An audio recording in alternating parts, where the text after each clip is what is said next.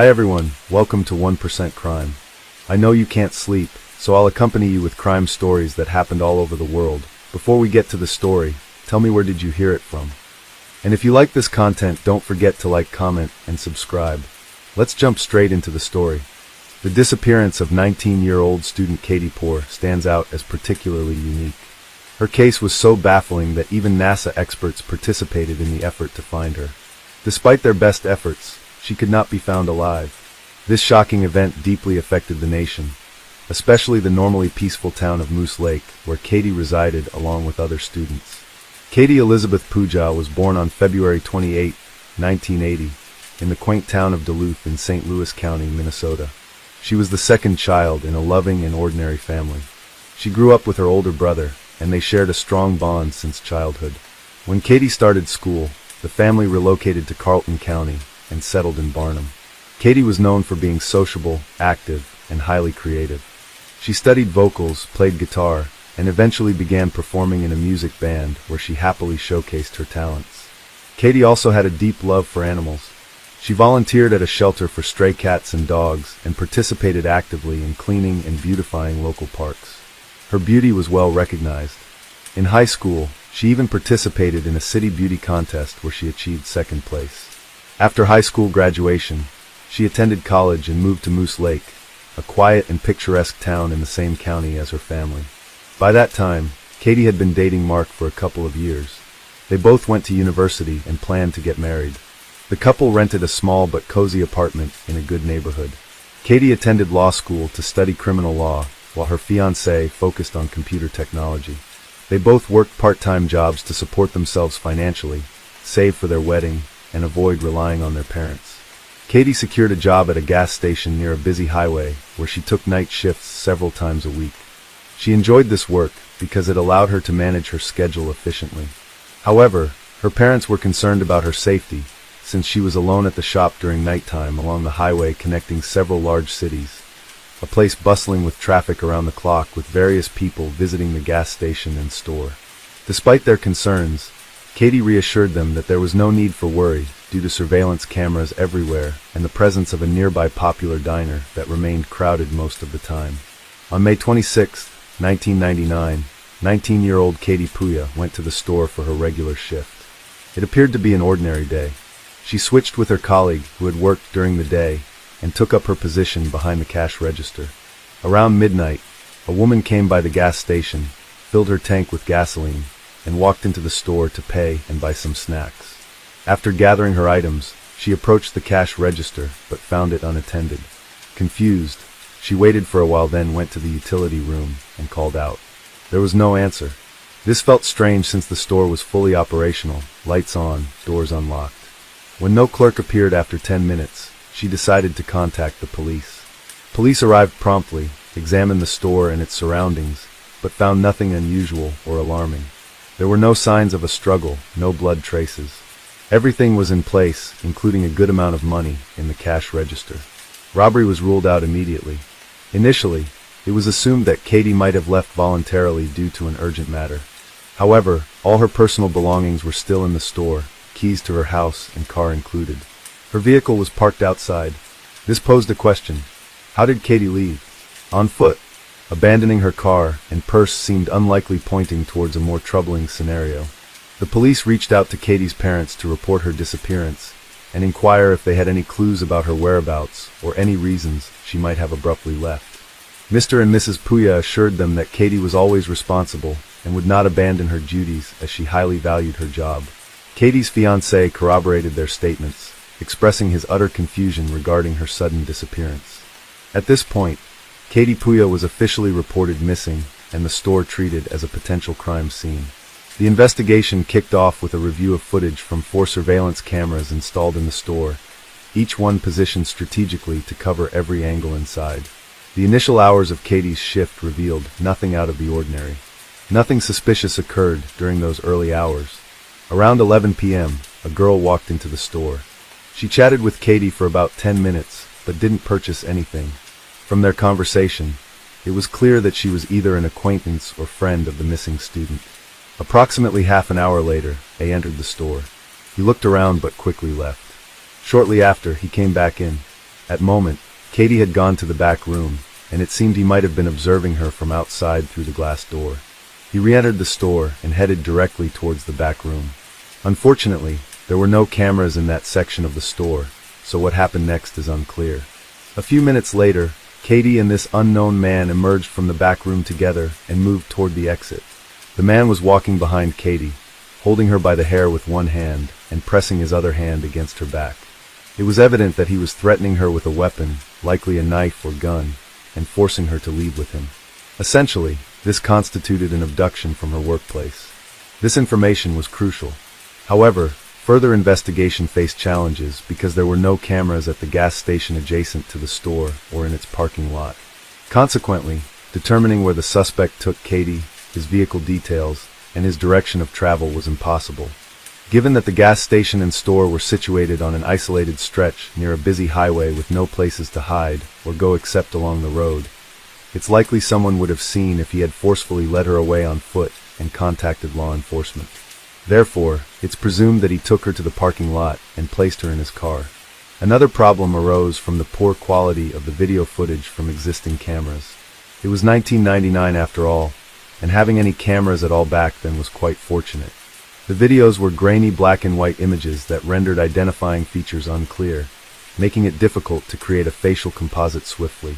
Law enforcement and volunteers who joined the search scoured several miles around the gas station and store looking for possible clues, but found nothing conclusive. Investigators also interviewed Melinda, the sole witness, who spoke with Katie shortly before she vanished. Melinda confirmed she was a close friend and fellow student working part-time at a nearby diner. She mentioned seeing a suspicious man harassing both a customer inside the diner and another woman in the parking lot earlier on, suggesting to each woman that they should get better acquainted. Both declined his suggestions and walked away separately. Melinda's work shift ended at 11 p.m. As she locked the door and prepared to go home, a man showed up again. He approached, asking if the restaurant was closing and what time it would open in the morning. Melinda found his question odd and hurried to inform Katie about the visitor, suggesting they call the police. Katie, however, reassured her that everything was fine since the store had plenty of cameras. Melinda then remembered the man drove a black Ford F-150 pickup truck. They left the parking lot around the same time, but he overtook her quickly. She recalled part of his license plate, 5-57, and the letter Y. This was an important clue, but in the late 90s, without a national electronic database, locating the vehicle took time. Both Melinda and another witness at a gas station provided only rough descriptions of the suspect. Given it was dark outside, they couldn't get a clear look at him. They described him as a white male with long blonde hair, aged between 35 and 40. He spoke without an accent and wore a baseball cap that partially hid his face. The surveillance videos were not much help either due to low resolution. For the first time, police sought help from NASA specialists to enhance image quality and reveal more details of the suspect's face. Using advanced technology meant for astronomical purposes, they reconstructed a clearer image of him. The task was complicated, strange angles, as he never looked directly at any camera in the footage. Still, authorities were satisfied with the final composite portrait. This portrait was distributed to police stations statewide and frequently shown on news channels. Citizens were urged to stay vigilant and report any sightings of individuals matching this description or driving a similar vehicle. Soon after, police began receiving dozens of calls daily, though most turned out to be false leads. About a couple of days later, authorities detained a 25-year-old man who bore a strong resemblance to the individual of the composite portrait. Additionally, he had a prior criminal record for robbery and harassment. However, he was soon released due to a notable distinguishing feature, a large tattoo covering his entire arm, which the suspect in the video did not have. An important detail was that the man who escorted Katie out of the store wore a Yankee baseball team t-shirt with the number 23. According to Melinda, when the suspect approached her in the parking lot, he was dressed differently. Yet, upon reviewing the surveillance footage, she had no doubt it was him. A week later, a call came from Minneapolis. A worried man reported that the person in the portrait looked like his neighbor, who worked as a cleaner and drove a similar car. A couple of weeks ago, right around the time of the girl's abduction, this neighbor unexpectedly cut his long blonde hair and began growing a beard. This suspect turned out to be 50-year-old Donald Hutchinson. It was discovered that he had recently quit his job without any apparent reason, which raised suspicions. On the day of Katie's disappearance and the following day, he didn't go to work because he reported not feeling well. Former colleagues confirmed that he drove a black Ford F-150 with a license plate matching what police were looking for. Donald Aubin Hutchinson's real name is Donald Allen Blom. He was born in Minnesota in 1949 and grew up in a dysfunctional family, where his father was an alcoholic who abused both him and his mother. As a teenager, Donald himself started drinking and displayed uncontrollable aggressive behavior that troubled everyone around him. Consequently, he was transferred to a special school for difficult children. At age 25, Blom was convicted and imprisoned after kidnapping and assaulting a 14-year-old girl. However, he served only 3 years before being released on parole. Shortly after, he was arrested again for assault and harassment, but received another short sentence. In 1983, Donald was arrested yet again. This time, he had kidnapped 2 teenage girls, taken them to a deserted area, and tied them to a tree. He assaulted one of the girls and strangled the other several times, then revived her, making it a game of life and death. Fortunately, a passerby walking with a dog heard their screams and saved them. Consequently, Blom served 9 years in prison. Upon his release, he changed his name, moved to another city, and avoided police attention for a long time. He got married after his release, and his wife bore him 4 children. On the surface, their family appeared happy. The man secured employment. However, his addiction to alcohol and substances turned him into a menace. His wife and children often suffered from his violence, but occasionally this monster sought other victims.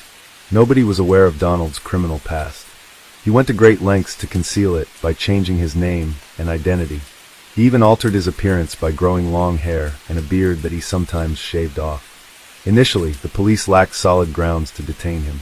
They could only question him during their investigation. The suspect owned around 20 acres of land, just 12 miles from the store where Katie was kidnapped. In fact, right after Katie's disappearance, the police had already visited him upon learning about his black pickup truck.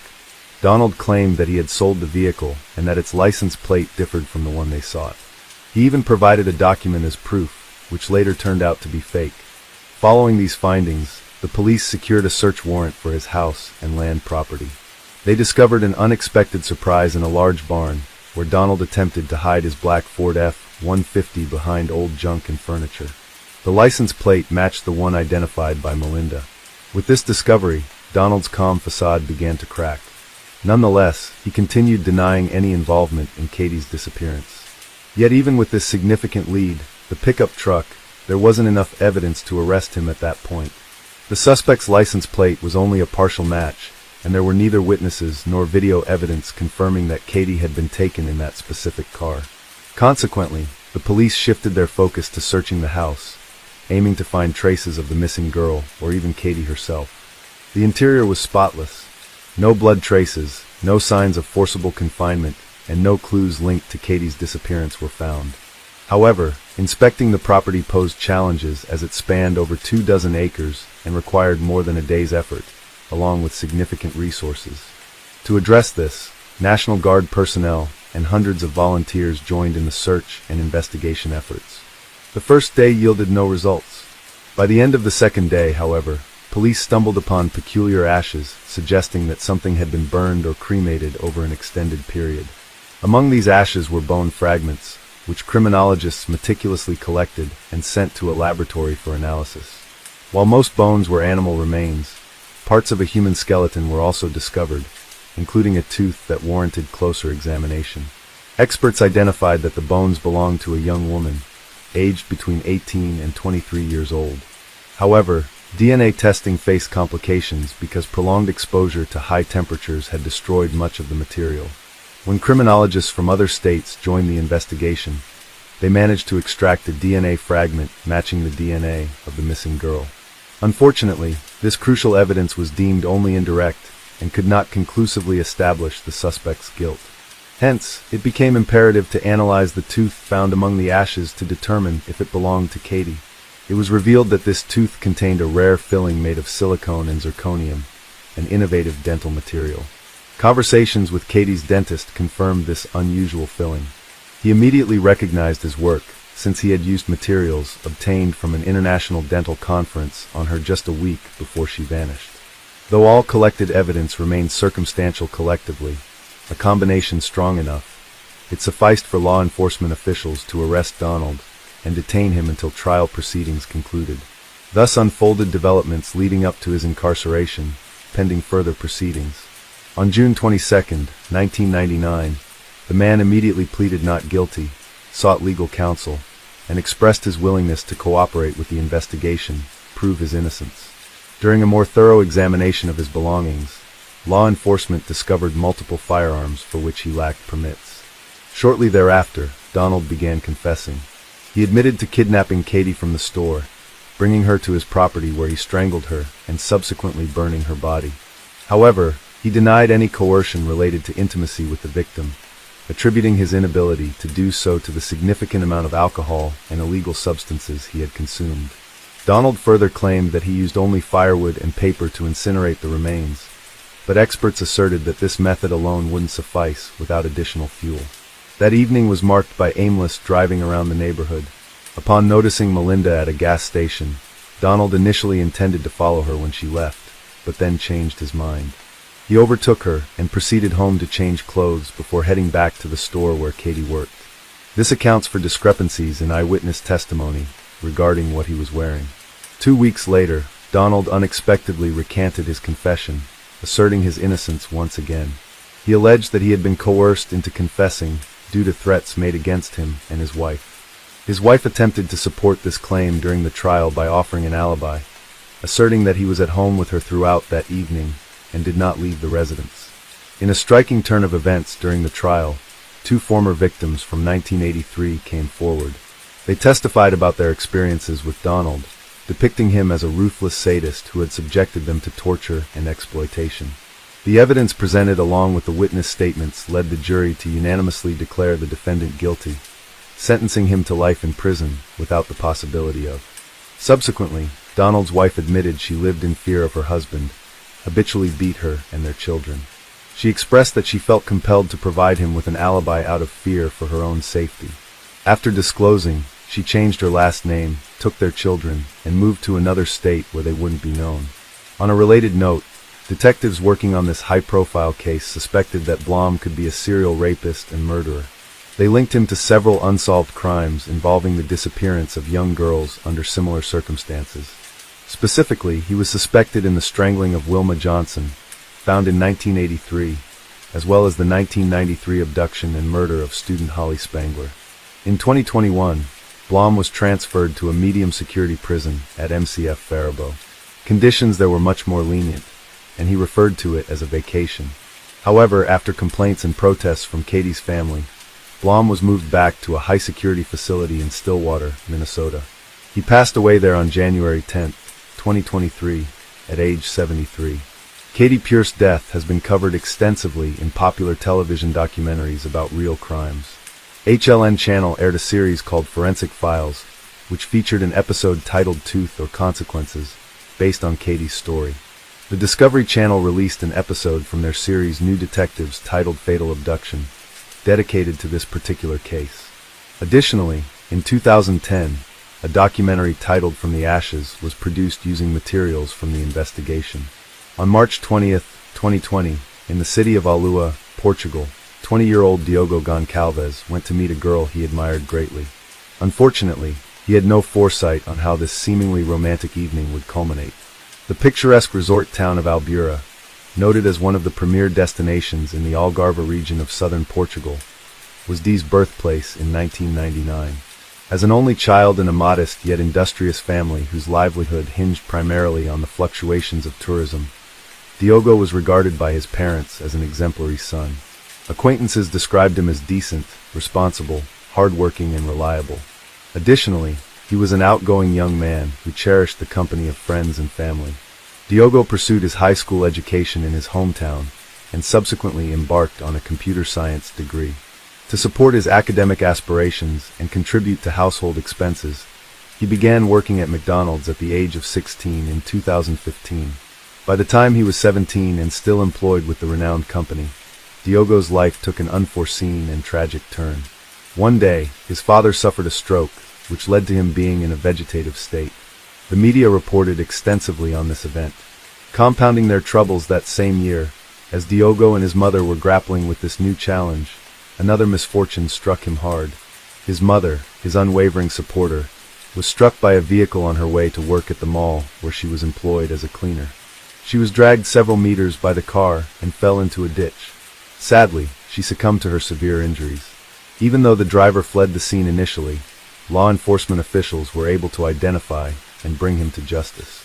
While awaiting legal proceedings against those responsible for both his parents' dire situations, it became necessary for Diogo's father to be placed in a specialized medical facility for appropriate care. His maternal aunt, concerned about his precarious circumstances, invited him to stay with her. However, due to irreconcilable differences that emerged after weeks together, cohabitation proved unfeasible. Subsequently, confiding in a friend about these challenges led to an offer from his friend's parents. They provided him accommodation within their residence located in Alouette's Algarve neighborhood. This proximity alleviated some distress for Diogo, as living amongst familiar faces brought some semblance of comfort during such trying times. Despite being quite young, Diogo showcased remarkable skill in handling challenging situations through patience and optimism. At 18, he completed his degree in computer technology in 2017 and secured a 6-month internship at Vila Vida Park, a renowned 5-star tourist hotel. His performance there was noteworthy, leading the executives to offer him a technician role. In 2018, Diogo decided to accept this position, resigning from his job at a fast food restaurant chain, where he had worked for nearly a year and attained the role of duty manager. He embarked on a new chapter of his life, anticipating numerous opportunities that would aid his progress after the difficulties he had faced. As Diogo began to settle into his new job and look towards a brighter future, he decided to purchase a car. He formed good relationships with colleagues, including Maria Malva, a 19-year-old security guard at the hotel, who particularly caught his attention. Like Diogo, Maria also came from humble beginnings and had encountered significant challenges. Her mother struggled with mental health issues. While her father abandoned the family early on, she never reconnected with him. Maria was passionate about martial arts and practiced karate. While she aspired to become a police officer, her application was rejected due to her tattoo. This setback led her to enroll in training at a security company specializing in various private security sectors. Diogo openly expressed his admiration for Maria from the start, but she did not reciprocate his feelings and was rather aloof towards him. Fabio Acosta, a close friend of Diogo's, mentioned that Diogo was infatuated with Maria. According to Fabio, Diogo's dedication to her was intense enough that he declined an attractive job offer from the Sheraton hotel chain in Lisbon, because he did not wish to be separated from her. Additionally, when Maria was working her shift, Diogo often brought meals for her. As time went on, they became almost inseparable observers, frequently assumed they were a couple despite there being no romantic relationship between them. Maria confided in Diogo that she wanted no romantic involvement as she had recently ended a toxic relationship with a naval officer, but simultaneously gave him mixed signals. Despite this ambiguity, Diogo never abandoned hope for a future with her and continuously sought ways to be near her and show his affection through various gestures aimed at pleasing her. One day, Diogo was deeply disappointed when he stumbled upon a video on social media showing Maria kissing another girl on the lips. He felt upset because he believed she should have informed him that she did not like men and that this was why they would never be together. Fabio, Diogo's best friend, attempted to calm him by explaining that girls sometimes do this, but Diogo remained unconvinced. He insisted that she had misled him and that this was why she had rejected his romantic advances. Despite this disappointment, Diogo and Maria stayed friends. She continued to accept his gifts and invitations for dates. Many times, Diogo offered to walk her home, but she always mentioned that her roommate had a jealous boyfriend and did not want another man entering her apartment. Time went by, and in December 2019, Diogo learned he would finally receive compensation for his mother's death, which happened 3 years prior. After receiving the amount of 70,000 euros, he decided it was time to purchase a house, so he wouldn't need to keep paying rent. Diogo then shared this exciting news with his friend Maria. Shortly thereafter, Maria resigned from her job at the hotel. She said she could no longer tolerate her co-workers' comments about the supposed relationship between her and Diogo.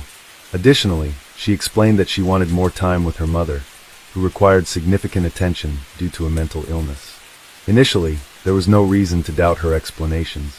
However, subsequent events hinted that her decision to quit might have been driven by more sinister motives. This is where Mariana Fona comes into play, a 20-year-old nurse at the hospital who had a stable relationship with Maria. The two young women lived together in Mariana's parents' home, since they were not financially secure enough to live independently and enjoy their relationship fully. Maria found herself in this situation when she learned about the significant sum of money Diogo would receive. Interestingly, from that point onward, Maria started drawing closer to Diogo. It appears likely that Maria shared this information with Mariana together. They plotted to deceive him and gain access to his bank account details with the intention of stealing his compensation money. One day, after Diogo had repeatedly refused, Maria informed the young man that she wished to spend a romantic evening with him. This proposal was a surprising gift for the 20-year-old, who found it hard to believe his ears. After waiting for so long, the idea of being close to the girl he loved made him ecstatic. Their rendezvous was scheduled for Friday evening, March 20th, 2020. Diogo was elated and had no doubts about what might have led Maria to change her mind so abruptly. Although Maria and Mariana shared different accounts of what transpired that day, the following details are based on media reports and official information. Upon Diogo's arrival, Mariana offered him orange juice that she had brought herself. Unbeknownst to him, the drink contained a hidden ingredient, 3 ampoules of DM, a central nervous system drug with anesthetic and sedative effects. Mariana reportedly proposed using this substance, which she had stolen from the hospital where she worked. The girl's plan entailed sedating Diogo to access his banking information and manipulate his fingers to unlock his phone. Mariana allegedly waited in a car outside while her friend executed their plan. She sent multiple texts to Maria checking if the drug had taken effect, since it was acting slower than anticipated. Inside, tensions rose as Diogo grew increasingly unnerved without understanding what was happening. Attempting to calm him, Maria promised an erotic dance, but insisted on tying him to a table first. After several minutes in this restrained position, Diogo panicked and pleaded with Maria to release him. Her demeanor turned aggressive as they began to struggle. Using her martial arts skills, she overpowered Diogo, bringing him down and restraining his neck with her arms, yet cutting off his air supply. According to Mariana's account, Maria eventually summoned her into the apartment. Mariana found Diogo on the floor and questioned Maria about deviating from their original plan, merely stealing his keys and taking his money. Upon discovering that Diogo was unresponsive, the nurse administered resuscitative measures. Upon awakening in a highly agitated state, he attempted to attack Mariana. Perhaps recognizing another conspirator against him, he tried defending himself. Reacting to Diogo's aggressive response towards her friend, Maria intervened by grabbing him from behind once more, bringing him down and constricting his neck again. In light of these events, both women's actions have been scrutinized as part ongoing investigations rooted in available evidence and testimonies provided by those involved. Diogo's life tragically ended at the hands of the girl he loved. His body lay in the living room of Maria and Mariana's house, where they immediately set about their planned robbery. They first cut off his thumb and index finger to unlock his phone, access a mobile payment app, and transfer money. This process took several days due to a daily transaction limit. The crime occurred just as 9 out of 19 restrictions began, with remote working becoming commonplace. Diogo was supposed to go to work the next day. The girls attempted to prevent his coworkers from noticing his absence and raising concerns. They sent a message from Diogo's phone to an IT colleague, stating Diogo could not go to work and needed a replacement. This message raised suspicion because Diogo wasn't known for making such requests at short notice. When asked if everything was all right, Diogo's phone responded affirmatively. Conversations between this hotel employee and others continued through Friday into part of Saturday, but the messages increasingly seemed uncharacteristic of Diogo. One of these messages reached Diogo's supervisor, stating Diogo wouldn't return to work as he had met a woman from France and would be moving in with her. This struck the boss as odd, since Diogo was known for his reliability and wouldn't abruptly leave his job. Seeking clarification, the supervisor tried calling Diogo but received no answer. Another message claimed Diogo wasn't in a condition for phone calls. The supervisor responded that hearing directly from Diogo would be reassuring. The reactions from Diogo's loved ones to these impersonated messages led Maria and Mariana to adjust their strategy regarding his disappearance. They decided to fabricate a scenario suggesting that Diogo had taken his own life and then plotted to dismember his remains for disposal. Maria later confessed their plan was inspired by the TV series Dexter, which depicts a forensic expert who eliminates criminals while erasing traces of his crimes by dismembering victims. These actions highlight how communication breakdowns and erratic behaviors can raise suspicions and lead authorities closer to uncovering criminal deeds, even when efforts are made to mislead those searching for answers.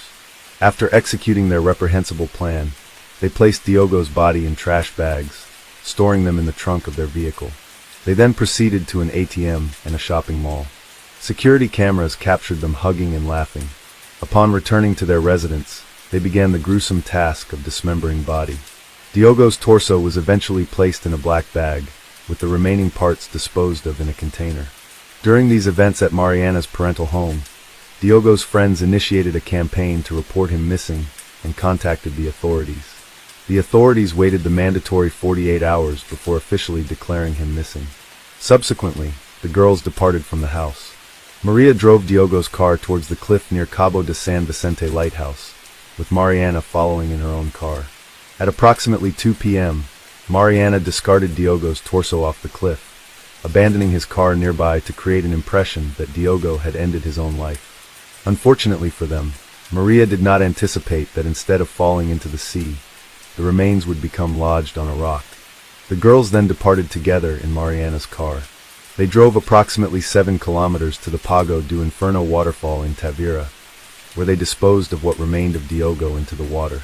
Shortly after this incident, Diogo's vehicle was discovered in a parking lot near Cabo de San Vicente Lighthouse. Reports indicated that 2 laptops were found within the car. Forensic police arrived promptly and conducted thorough land and sea searches. This led to the discovery of a young man's torso, partially enveloped by a black garbage bag near one location along the coast. Simultaneously, at another coastal site, Pago do Inferno, a French couple made a horrifying discovery: Diogo's head. After extensive efforts from law enforcement officers, his hands and feet were also recovered. The investigators handling this case found several aspects puzzling, considering that Diogo appeared to be an unassuming individual who avoided unsavory company based on collected data about him. Further probing by authorities revealed that Diogo had received significant compensation following his mother's death. They uncovered substantial transfers from Diogo's account to Maria's account through monetary transactions, tracking methodically carried out by investigators. The detectives' next step was to locate Maria and clarify why Diogo's funds ended up with her. The girl then attempted to persuade the police that she had killed the young man because he was attempting to abuse her. She asserted this as the reason she left the hotel before the incident. However, an examination of the text messages between the victim and Maria revealed that this was not true. She and Diogo had grown closer after Maria stopped working. During her first interaction with the officers, Maria claimed sole responsibility for planning and executing the actions leading to the fatal shooting. She emphasized that Mariana had no involvement in the crime. However, Mariana's account contradicted Maria's claims. The nurse stated that Maria confided in her a plan to steal Diogo's money, but intended to take his life as well. She wanted him to suffer enough to disclose his bank account password. The collected evidence proved sufficient for convicting both girls. Investigators had phone records, the deceased's cell phone, and ATM surveillance footage at their disposal. Maria and Mariana were arrested on April 1, 2020, and appeared in court in June of that year. The judge meticulously followed Maria's recounting of events, where she insisted on pleading guilty and denied any involvement of Mariana. According to her version, Diogo's body remained for 2 days in a car parked in a garage, and it was there that his remains were dismembered when Mariana's family slept. After hearing Mariana's detailed account of events, the judge repeatedly asked about her whereabouts during the dismemberment executed with surgical precision at the joints. The courtroom's attention turned towards Mariana. She anticipated these questions and stated that since everyone knew she worked at a hospital, they assumed she dismembered the corpse herself. To clarify matters further, she suggested using internet resources for verification. Given the seriousness of this cold, calculated, reckless, and brutal crime, both individuals received custodial sentences as determined by the judge. A few months later, On February 24, 2021, the trial began. During her testimony on February 26, 2021, Maria confirmed that she initially wanted revenge on Diogo for the alleged attempted violence, but stated she did not intend to take his life. The defendant admitted her intent was to humiliate the victim and verified that her friend had no relationship with the young man and was unaware of the alleged attempted violence. Maria also asserted that her actions were not motivated by compensation. The girls appeared in court together, however, they did not look at each other throughout the trial. Rumor suggests that after their arrest and subsequent jail time, they decided to end their relationship. The trial included testimony from several witnesses, including forensic expert Teresa Costa. The expert explained that the amount of dipum found in Diogo's blood was significantly less than expected from 3 ampoules, suggesting either Diogo had not taken the prescribed dose or had ingested it many hours before his death. On April 27, 2021, the court issued its decision. Maria was found guilty of aggravated murder, accessory to desecration of a body, robbery, unlawful access, and fraud. Additionally, she was convicted of carjacking and possession of an illegal weapon. She received a sentence of 25 years in prison and was ordered to pay Diogo's father €265,000 in compensation. Mariana was acquitted of murder but found guilty of desecrating a corpse and complicity in fraud. For this, she received a sentence of 4 years in prison. She was released because none of the offenses involved pretrial detention until final sentencing. The court concluded that Mariana's attempt to revive Diogo demonstrated she did not intend to kill him. In reaching this decision, the judge took into account Mariana's confession, where she expressed full responsibility for her actions. However, this verdict was not well received by the Portuguese public, who viewed Mariana as equally culpable in the heinous crime against Diogo as Maria. Following the verdict, Mariana exited through the back door where her father, present at all hearings, awaited her. Both refrained from making any statements to reporters. On September 29, 2006, in St. Patrick's Church in Glasgow, United Kingdom, detectives discovered the body of a young woman. Little did they know, this crime was just the tip of the iceberg. Their investigation led them to one of the ruthless serial offenders in the country. Peter Britton Tobin was born on August 27, 1946, in Johnstone, Scotland. He was the youngest of 8 children in the family of Marjorie and Daniel Tobin. Early on, Peter exhibited a difficult character, prompting his parents to send him to a boarding school in 1953 when he was just 7 years old. However, this seemingly did not yield much benefit. Later on, he was sent to a correctional institution. After completing this period, Peter moved to Brighton, England. There he started a relationship with Margaret Mount, a 17-year-old typist who found his personality irresistible. In August 1969, they got married. However, Peter soon revealed his cruel and controlling nature. Besides that, he was involved in criminal activities and was convicted and imprisoned for theft and forgery a year later. This led Margaret to divorce him in 1973. In the same year, Peter married Sylvia Jeffrey, a local nurse who also fell for his charm. That year they had their first son and named him Ian. Tragically, their daughter Clara died shortly after birth in 1974. Grieving over their lost child and suffering from Peter's abusive treatment led Sylvia to leave in 1976 with their young son. Decades later, when Peter was in his 40s, he pursued new romance again, this time with Kathy Wilson, who was only 16 years old at that time. Vulnerable and impressionable, which made it easy for him, together, they had a son named Daniel, the couple's only child. They married in 1989 and moved to Scotland. It proved challenging. Kathy couldn't go outside freely due to her husband's control over every aspect of her life. His violent behavior continued, reaching significant levels. Consequently, isolation exacerbated her living conditions. The young woman mustered the courage and chose to flee with her son in the late 1990s. It's uncertain if Kathy's departure triggered the worst aspects of the man's character to emerge. However, from this moment on, Peter unleashed a terrible side of himself upon the world, ready to cause much harm. Unfortunately, his path intersected with that of a lovely girl named Vicky Hamilton. Vicky was born in Scotland in 1976. She was the second child of Michael and Janet Hamilton, a married couple who had previously welcomed their firstborn daughter Sharon. Later, Lee and Lindsay joined the family. Nevertheless, serious disagreements between the spouses led to divorce being the most appropriate decision. Vicky, Lee and Lindsay stayed under their mother's care and moved to South London. The eldest daughter, Sharon, remained in Bathgate, BTHG, but this distance didn't hinder Vicky and Sharon from maintaining their close relationship. When Vicky turned 15, Sharon saw it as a good opportunity for her sister to take a step towards independence, a desire many teenagers have. After traveling alone by bus to Scotland for a weekend visit, Vicky was supposed to return home to her mother's house. It marked her first solo trip by bus. Sharon viewed it as a small yet significant adventure.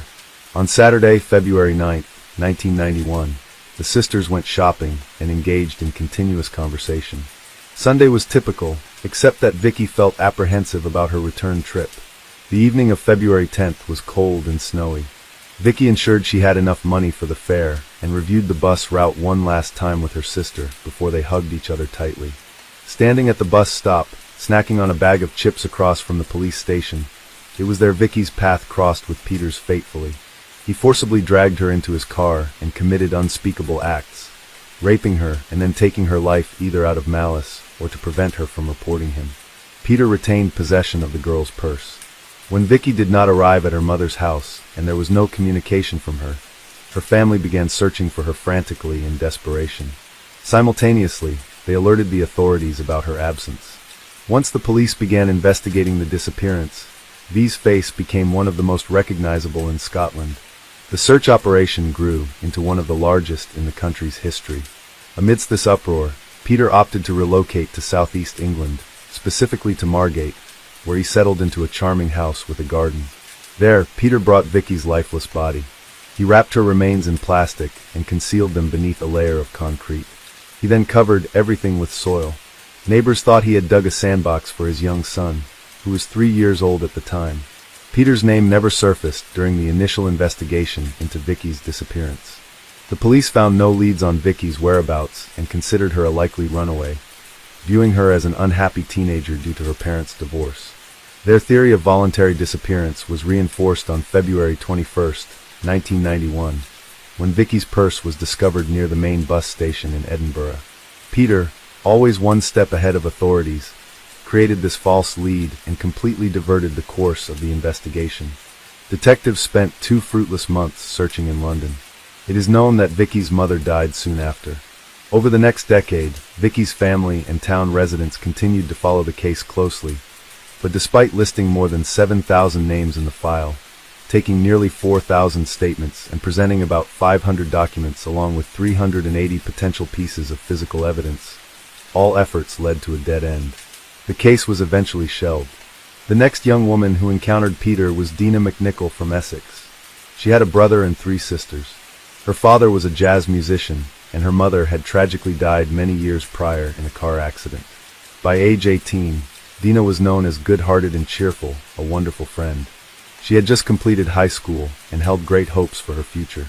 On one hand, possibly, she aimed to take a gap year for travel. On the other hand, she aspired to attend university. However, nothing was certain, because although Dina had applied to several institutions of higher education, she hadn't yet received any responses. During the first weekend of August 1991, Dina attended a music festival in Hampshire. There, she met a young man named David Tremlett. Between dances, they discovered they liked each other. On Sunday, August 4th, they spent the night together in a tent. The following day, Dina assisted him in dismantling the tent, and they agreed to hitchhike back home separately. However, since part of their route was the same, they decided to hitchhike together. Tired but happy, the young couple hit the road to catch a ride. That's when Peter appeared and offered them a lift. David got out of the car first, and Dina wrote down his phone number before saying goodbye. Alone with the unknown driver, Dina was about to experience a real nightmare. On that same Monday, August 5th, 1991, Peter repeated his previous crime as with Vicky. He used Dina's scarf as a gag. After committing the crime, Peter withdrew money from Dina's account at ATMs in Hampshire and Sussex. When her relatives noticed someone withdrawing money from her account, they immediately suspected something was wrong. Her family knew how carefully she saved every penny and what she planned to use that money for, either traveling or continuing her education. Days and weeks went by with no word from Dina. The worst part for her family was living in uncertainty. Though unspoken aloud, everyone was sure something terrible had happened. After all, if Dina were alive, she would have returned home or called to explain her absence. As for Peter, he left Margate without saying goodbye or explaining anything. Later in 1993, he settled in Hampshire, specifically in a rented apartment in Leek Park. He argued that he wanted to be closer to his son. On August 4, 1993, two 14-year-olds went to visit a local woman but found she wasn't home. They decided to ask other neighbors if they had seen her around instead. As a result, they knocked on Peter's door. The man saw a unique opportunity and invited them into his home to wait for the force they were looking for. They saw that the man's 5-year-old son was in there, mistook him for a friendly person, and agreed to enter. There is another version about the reasons for this meeting, which suggests it was not accidental. The two girls came to Peter's home in response to a request for a babysitter that the man had made.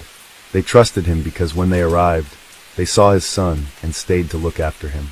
Everyone agrees that when the child fell asleep, Peter tied them up, threatened them with a knife, and forced them to drink alcohol. He then beat and raped them, injuring one of the girls. Just when they thought their lives would end at the hands of this extremely cruel man, a boy woke up. This saved them from suffering the same fatal fate that befell Vicky and Dina. In an effort to keep his son from realizing what had happened and understanding what kind of father he was, Peter decided to leave the apartment with the child.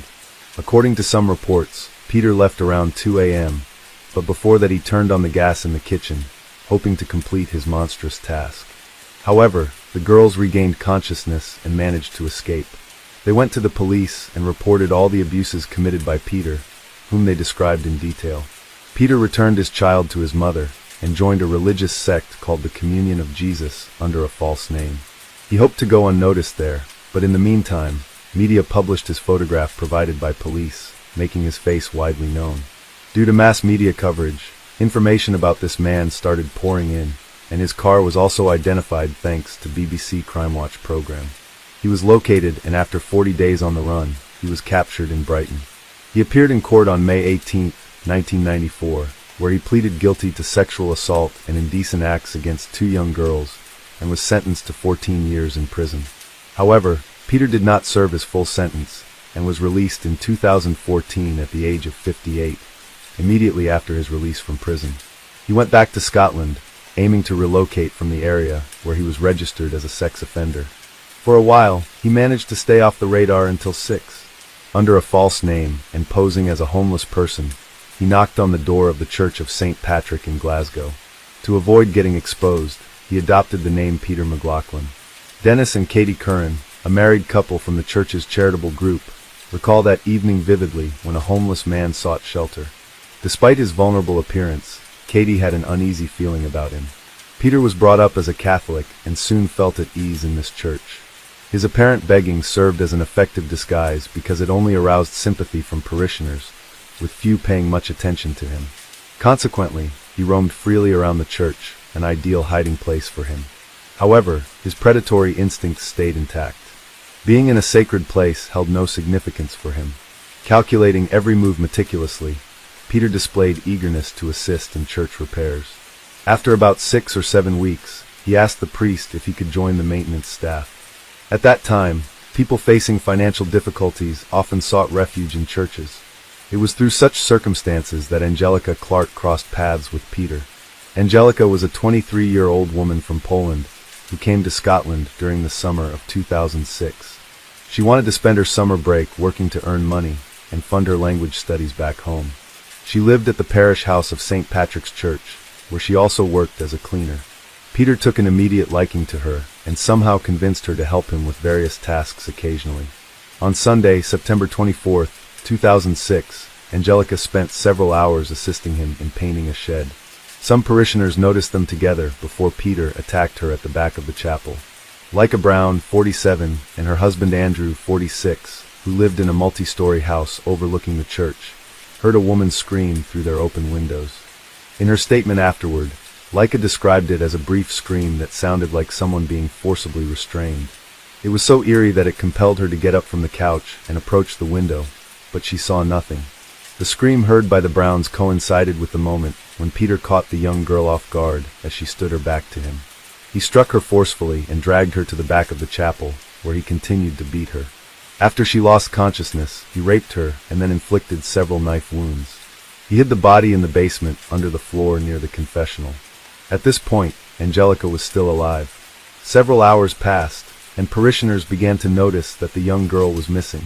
That's when Dennis informed his wife, Katie, about Angelica's unusual disappearance. The police quickly initiated an investigation and started interviewing members of the community one by one. During these interviews, it came to light that Peter was the last person seen with Angelica, albeit disguised as Pete, a homeless laborer. Eventually, he became the prime suspect. Officers went to question him, but found no evidence linking him directly to Angelica's disappearance, so they continued their investigation. Aware that it was only a matter of time before they discovered the body and traced everything back to him, Peter fled to London. By this time, Detective David Swindle had joined the investigation. He soon began to suspect that this case wasn't merely a disappearance. Based on their findings and collected testimonies, Detective Swindle believed it was unlikely Angelica would be found alive. Finally, on September 29, 2006, authorities discovered her body in the chapel. This news shocked British society, due to both the nature of the crime and the location chosen by the perpetrator for hiding the body. Examining the girl's injuries led Detective David to suspect that this wasn't Peter's first crime. However, he didn't yet know how horrific and dangerous this individual turned out to be. Further revelations were inevitable. DNA found at the crime scene and on Angelica matched data in the United Kingdom's National Criminal Intelligence Database. That's when they learned exactly who they were dealing with, a man whose actions indicated deep-seated brutality and criminal sophistication. The individual they were looking for turned out to be Peter Tobin, whose fingerprints had been discovered at the crime scene. Consequently, the first step for the authorities was to publish his photograph in the media. His image was distributed nationwide, and the Scottish police reached out to the Metropolitan Police, initiating a search across the United Kingdom. Meanwhile, in London, Peter attempted to conceal himself by going to a hospital and pretending he had heart problems. He claimed he had chest pain and weakness on the left side of his body. Identifying himself as a plumber named James Kelly, he was examined by Dr. Nick Lasso. However, something about his demeanor and behavior raised concerns for the doctor. Initially avoiding eye contact, a behavior atypical of most patients, Peter became suspicious when tests failed to reveal any clear physical cause for his alleged pain. The doctor's suspicions were confirmed by a nurse who recognized Peter from a photograph that had been circulating in the media. As a result, both the nurse and doctor contacted the police. This phone call significantly altered the course of the investigation. On September 30th, police officer Alan Murray was dispatched to the hospital in London.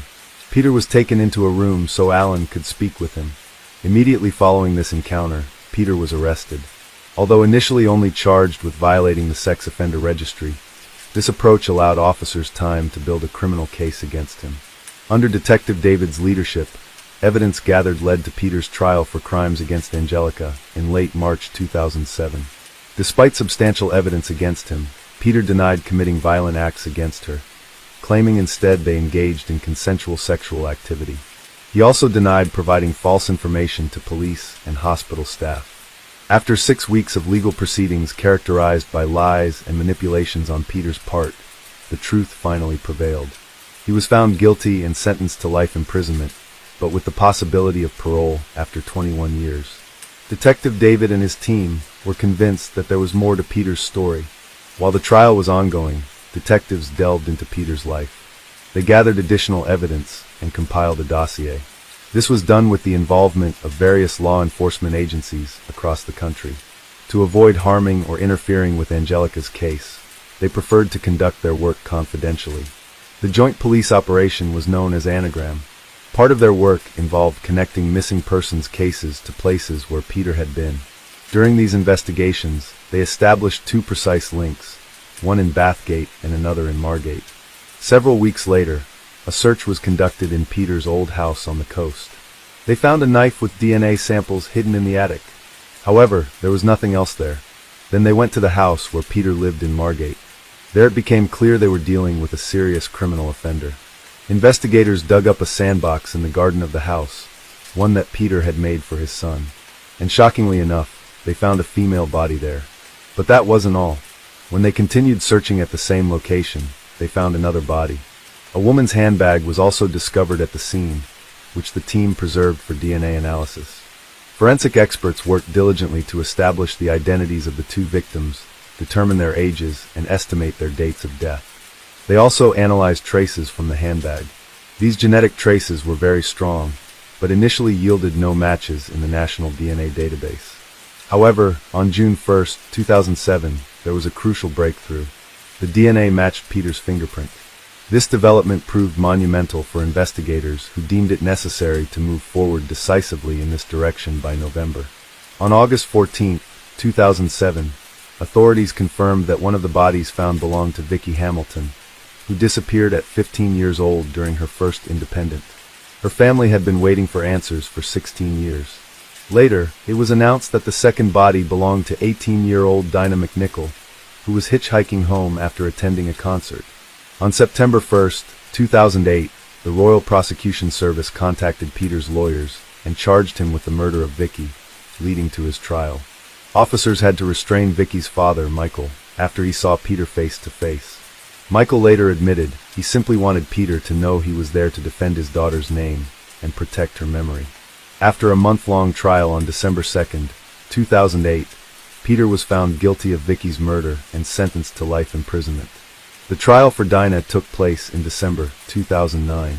On December 16, after the defense failed to provide evidence exonerating their client, the jury found Peter guilty of Dinah's murder. He subsequently received his third life sentence. On November 22, 2007, it was reported that Tobin had been attacked by fellow inmates. He sustained minor injuries. Shortly before this incident, the serial killer had confessed to a total of 11 murders. Recently, on October 8, 2022, Peter passed away in the hospital. On May 25, 2009, an emergency call was to the services in Portland, USA, reporting a fire. When the fire was extinguished and firefighters the building, they discovered a horrifying scene. The room was surrounded by crosses and other religious objects. There lay a completely charred body. However, the most terrifying part was that the corpse was headless. Zoe Saraki was born on March 25, 1991, in Portland, located in Cumberland County, Maine, in the northwestern United States. She grew up with her loving parents John and Linda Saraki, her older brother Gregory, and two half-sisters from her father's side. Zoe always maintained good relationships with them. John Saraki was a builder, and thanks to his job, he supported the family well. From an early age, Zoe was surrounded by creative stimuli and showed a strong inclination towards art. She also loved animals and had 5 cats at home. As Zoe grew older, she became increasingly restless and curious. The idea of traveling and experiencing other cultures fascinated her. She also started following a vegan diet, consuming only vegetables while avoiding meat and animal products. This lifestyle included an ecological culture of protecting animals, the environment, and health.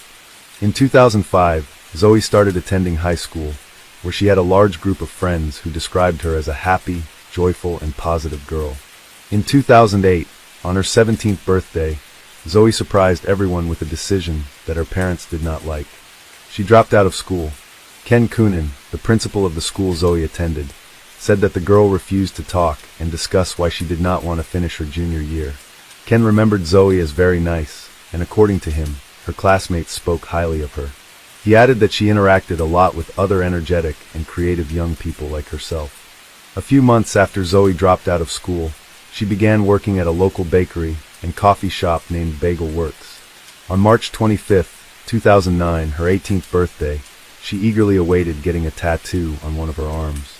Zoe had always admired the Austrian artist Gustav Klimt's work, and when it came time to choose a tattoo design, she was inspired by his artistry.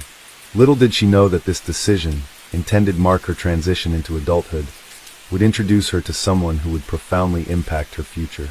Zoe knew exactly what she wanted on her arm, so she headed to a tattoo parlor in the Old Port area. There she met Chad Gurney, a 27-year-old tattoo artist. They seemed to connect instantly. A few days after their initial meeting, Zoe agreed to be Chad's girlfriend. The 9-year age difference didn't bother her at all. Chad was indeed a distinctive individual. He attended high school in Wells, Maine, where he made a name for himself as a lacrosse goalie, a sport involving 2 teams using small rubber balls and long-handled sticks. After high school, Chad moved to Lynchburg, Virginia, to study at Liberty University. This institution is well known for being led by the famous evangelist, Pastor Jerry Falwell. Chad's body was adorned with numerous tattoos, each telling its own story. His skin featured dozens of drawings, most depicting aliens. One particularly striking piece was a gray-toned crocodile. In the realm of tattoos, alien imagery can signify two things: a belief in extraterrestrial beings or a reflection of the wearer's sense of individuality, indicating they don't fit into this world, but are unique and original. The reptile tattoo symbolized danger and hostility, a predator best avoided. In addition to his love for tattoos, Chad was also passionate about underground and alternative dance forms, known as hardcore dance. This genre involves intense and sometimes aggressive movements, but requires complete bodily control. It's not about self-harm, it's about releasing energy through various physical expressions like lunges, jumps, and acrobatic stunts that few dare to try.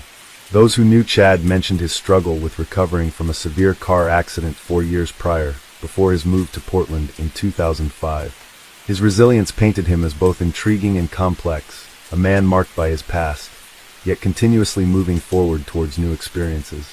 Chad suffered significant injuries in Alabama when the Liberty team was on their way to a lacrosse game. Local van, carrying both players and coaches, was rear-ended by a car and forced into oncoming traffic where it collided with a large truck. The severe impact ejected Chad from the vehicle, leading to a near loss of his leg and necessitating approximately 20 surgeries. Due to a strong head injury, Chad underwent psychiatric evaluation, which revealed he had cognitive impairments affecting his speech, memory, and mathematical thinking. Chad gained financial independence through the 7-figure sum he received from a lawsuit following the accident. 2 years later, in 2007, he sought treatment for anxiety and depression, eventually being diagnosed with both an organic personality disorder and post-traumatic stress disorder, PTSD. In 2009, Chad traveled alone to Hawaii with plans to continue exploring the world. This passion for travel and curiosity about other cultures led him to meet Zoe. The couple adopted a relaxed and unconventional approach after they began dating. Zoe and Chad agreed on an open relationship, allowing them to see other people. In May 2009, Chad traveled again, this time for a weekend in Vancouver, Canada. Upon his return to Portland, Zoe admitted that she had been with another man during his absence and allegedly had sexual relations. Initially, it appeared that Chad was untroubled by this incident of infidelity due to their open relationship agreement. However, following this confession, Chad began insisting that Zoe quit her job and join him on a personal spiritual quest in Thailand. She declined his proposal, without suspecting the grave outcome it could have. On May 25, 2009, Zoe visited Chad's apartment feeling very tired and decided to take a nap. While she was asleep, Chad grabbed her by the neck, struck her on the head, and strangled her until she ceased breathing. Then he engaged in sexual activity with Zoe's lifeless body before decapitating her, according to records. After committing the heinous crime, Chad took a shower, got dressed, and drove to the nearest gas station, where he filled a canister with gasoline. He returned to his apartment and doused Zoe's body on the lower floor with gasoline, laying a trail to the front door before igniting the fire. Chad took a backpack he had packed for a trip to Thailand along with a laptop and shotgun. When the apartment caught fire, he went to an ATM, withdrew cash, and checked into the Old Orchard Beach Motel. There, he got into a jacuzzi and waited. Meanwhile, a call was made to 911 emergency services about the fire. Authorities responded immediately and were able to extinguish the flames. Upon entering the building, they were confronted with a horrific scene. Among the ashes lay a charred corpse surrounded by crosses and other religious items. A neighbor quickly called Chad to inform him that his house had burned down. The young man replied that he wasn't in town as he had gone to his hometown of Lewiston, and then quickly hung up the phone. On Tuesday, May 26th, Chad spoke with his best friend and confessed that he had killed Zoe. While explaining what happened, he seemed calm and rational. Chad said he was tired of the pain and couldn't restrain himself anymore. As he talked to his friend, he drove through the streets of Portland and carelessly ran a red light. A nearby city police officer stopped him. Chad insisted that his friend explain over the phone to the officer, who had pulled him over, that Chad had been in an accident in 2005, which might have caused mental health issues. After this interaction with the officer and talking to his friend, Chad went to the police and confessed to Zoe's murder. The police confiscated Chad's belongings, and on his computer's hard drive, A computer crimes investigator found a video recording labeled "woman half decapitated" for suspected infidelity. At least if she cheated, she won't do it again. This evidence was later admitted in court on Wednesday, May 27th. At the high school where Zoe had studied, her memory was honored with a moment of silence during classes. Teachers and students were informed about the incident during lunch. That same day, a room was set up in the school where social workers and counselors were available for grieving students. After some time, Christine Koo, Zoe's stepsister, made the first statement on behalf of the family. She told local media journalists that she wanted the public to know this was an unusual murder because Chad had committed many evil acts. According to Christine, detectives told her that in a rage, Chad had attacked Zoe, sexually violated her body, and set it on fire. Then he calmly went to a motel and got into a jacuzzi. A week after Zoe's murder, on Tuesday, June 2, 2009, a vigil was held in front of the apartment building where Chad had lived. It was a moment of consolation for Zoe's friends and family. Many strangers shocked and outraged by the brutal crime also attended. Estimates suggest that over 150 people gathered to pray and remember Zoe. They also placed candles and flowers on the steps of the building where her life was tragically cut short. Zoe's father, J.N., and her stepsister, Courtney, came to the scene of the tragedy and were touched by the support of so many people. Meanwhile, the police began interviewing Chad's friends and acquaintances who agreed that the young man had a split personality. According to them, he sometimes portrayed himself as a person on a spiritual quest with religious artifacts throughout his apartment and plans to travel to Thailand to study Eastern religions. Some said that Chad was kind and charming, often giving people small gifts. They mentioned that he often spoke of wanting to use money he received from an accident for the good of humanity. At the same time, Chad enjoyed his image as a tough guy with tattoos covering his arms and provocative confrontational behavior. Robert Collins, a 24-year-old chef, noticed something peculiar about Chad. When Chad attended parties, people often shrugged and turned away. Robert recalled Chad once confiding in him that the only thing he identified with was pain. He even remembered that Chad had this word tattooed on his knuckles. The police and prosecution made significant efforts to gather information about the brutal crime. Deputy Attorney General Bill Stokes reported that the judge had ordered the seizure of court documents. Steve Weir, who rented an apartment from Chad in 2006, was also questioned. He mentioned seeing religious paintings and artifacts in Chad's apartment and said Chad expressed an interest in theology but did not practice it. Watson Atkinson, owner of another tattoo parlor in Portland, shared that Chad once confessed he wanted to use his accident compensation to find himself. Watson added that Chad seemed overly focused on teenage girls.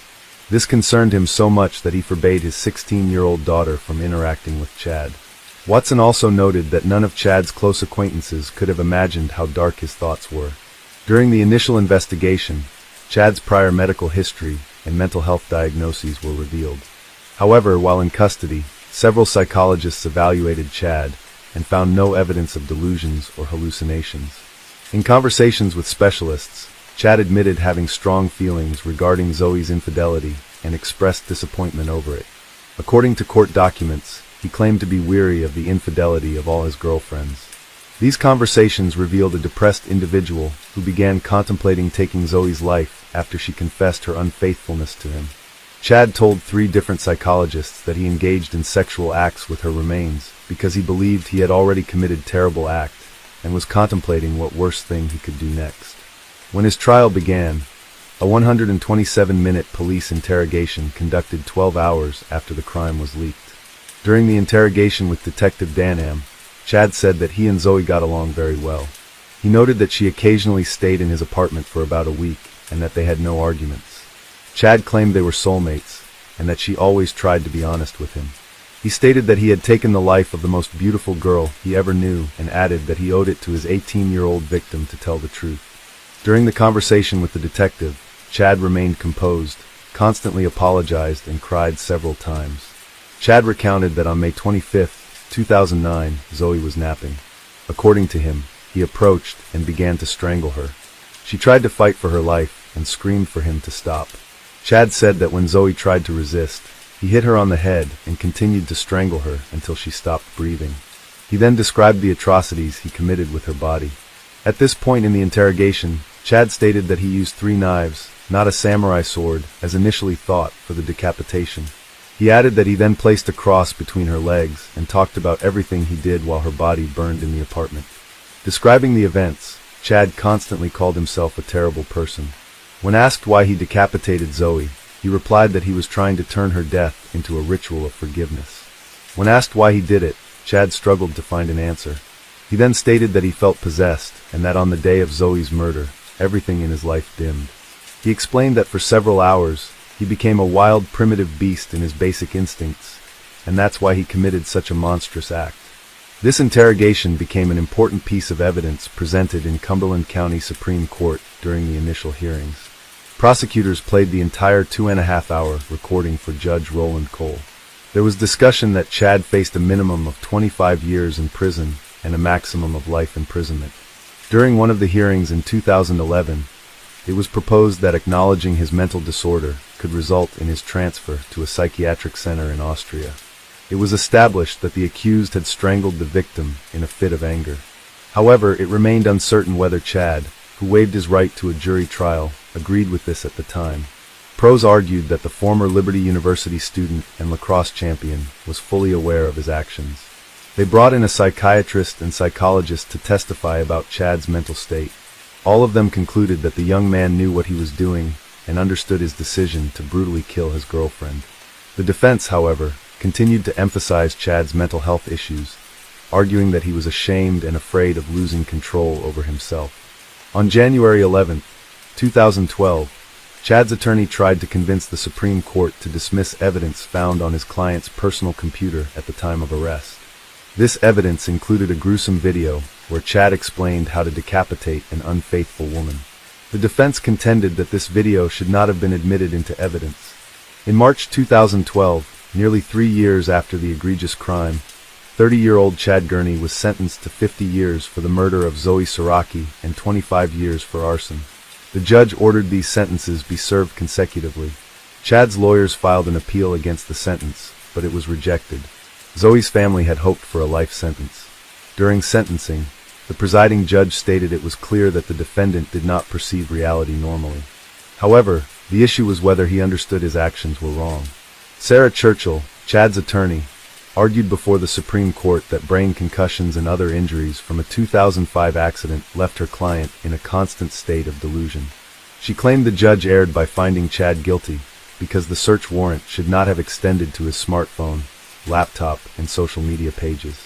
Churchill argued that instead of considering evidence from these devices, significant weight should have been given to evidence regarding Chad's psychosis and alienation at the time of the crime. The Deputy Attorney General countered by stating that Chad killed Zoe in retaliation for her infidelity, which he deemed dishonored as betrayal. The deputy noted that no information from social networks was used against Chad and concluded there was overwhelming evidence proving he knew what he did during the crime. Afterward, Zoe's aunt, Kathy Kozev, told journalists she felt breathless seeing and hearing him during trial, recalling her niece's agonizing final moments vividly. Annie Tayan, a 24-year-old young mother, vanished mysterious circumstances. According to her partner, she abruptly left him and their newborn daughter without any explanation for her departure. The search for Annie extended over 4 years with ongoing efforts to locate her, but no immediate results. Annie Tayan, born on May 1, 1965, was raised by her mother. She had a love for, enjoyed dancing and fun activities, and cherished simple joys. Annie always dreamed of having a large family and saw motherhood as her primary goal in life. She embraced this role early, welcoming her first son Jimmy at the age of 18, and then her second son Sean just a year later. By the age of 20, she had also given birth to her third child, a daughter named Shane. Tragically, shortly after Shane's birth, the children's father decided not to participate in their upbringing and left the family. This abandonment left Annie facing the challenges of being a single parent to 3 young children while living in a rented apartment in Maine. In 1987, when Shane was just 6 months old and Annie was 22 years old, she met Michael Palin. He was a 32-year-old Navy petty officer, serving on the aircraft carrier Branby. Their paths crossed in Portland, Maine, where Michael's ship was docked. Michael quickly became taken with Annie during an encounter at the waterfront. Living in Charleston, South Carolina, Michael was highly respected in the Navy for his work as a computer systems operator. He actively participated in military operations and had been recognized with several awards. Annie found herself deeply attracted to Michael's naval career and soon fell in love with him. She confided to a friend that she believed she had found a man worthy of her love. After dating for several months and developing their relationship further, Annie and Michael decided to live together as a family unit along with her 2 sons and daughter. However, their shared life took an unfortunate turn when a fire broke out in their apartment. At that time, Annie wasn't home. Michael was alone with the children. While Michael managed to escape along with Jimmy and Sean, who could walk, Shane, being too young, sadly didn't make it out alive. After returning, Annie tried to go back into the burning apartment to rescue Shane. However, neighbors restrained her. The loss of Shane due to the fire left a significant impact on Annie. She shared that this tragic event created an irreplaceable void in her heart. As authorities started investigating the fire, experts faced difficulties in determining the exact cause of ignition. The circumstances were highly suspicious to investigators. Even with these suspicions, the investigation concluded without assigning responsibility to any individual. Following the devastating fire, Annie Tayan moved with her sons to her mother's residence in Portland. Meanwhile, Michael Palin immersed himself in work and chose to live in the barracks. A few months later, another alarming incident happened near Annie's mother's house. A shed in the backyard caught fire. Investigators quickly identified the fire's origin and discovered a lighter engraved with Bramby, the name of Michael Palin's ship. This evidence pointed toward Michael as a prime suspect. Despite this suggestive evidence, police couldn't conclusively prove his involvement because of insufficient proof. After this second fire incident, child welfare authorities in Maine determined that Annie Tayan's sons were in a potentially dangerous situation under her care. Consequently, they decided to remove Jamie and Sean from their mother's custody and place them under foster care administered by social services. This decision left Annie devastated as she fervently tried to regain custody of her children. Despite all her efforts, she couldn't do so, inflicting profound emotional distress and leaving her heartbroken over being separated from her sons. When Michael's ship returned to Charleston, South Carolina, he rented an apartment and reconnected with Annie despite their tumultuous past. Annie agreed to communicate with him and eventually moved in with him to Goose Creek, a suburb of Charleston where they lived as a couple. However, Annie's stay was soon marred by a startling discovery. She found a photograph of Michael wearing a wedding ring, revealing his marital status. Confronted with the photograph, Michael admitted to Annie that he was married but had been long divorced. He disclosed that his ex-wife, Dawn Breeze, and their 3 children resided in his mother's house in Savannah, Georgia.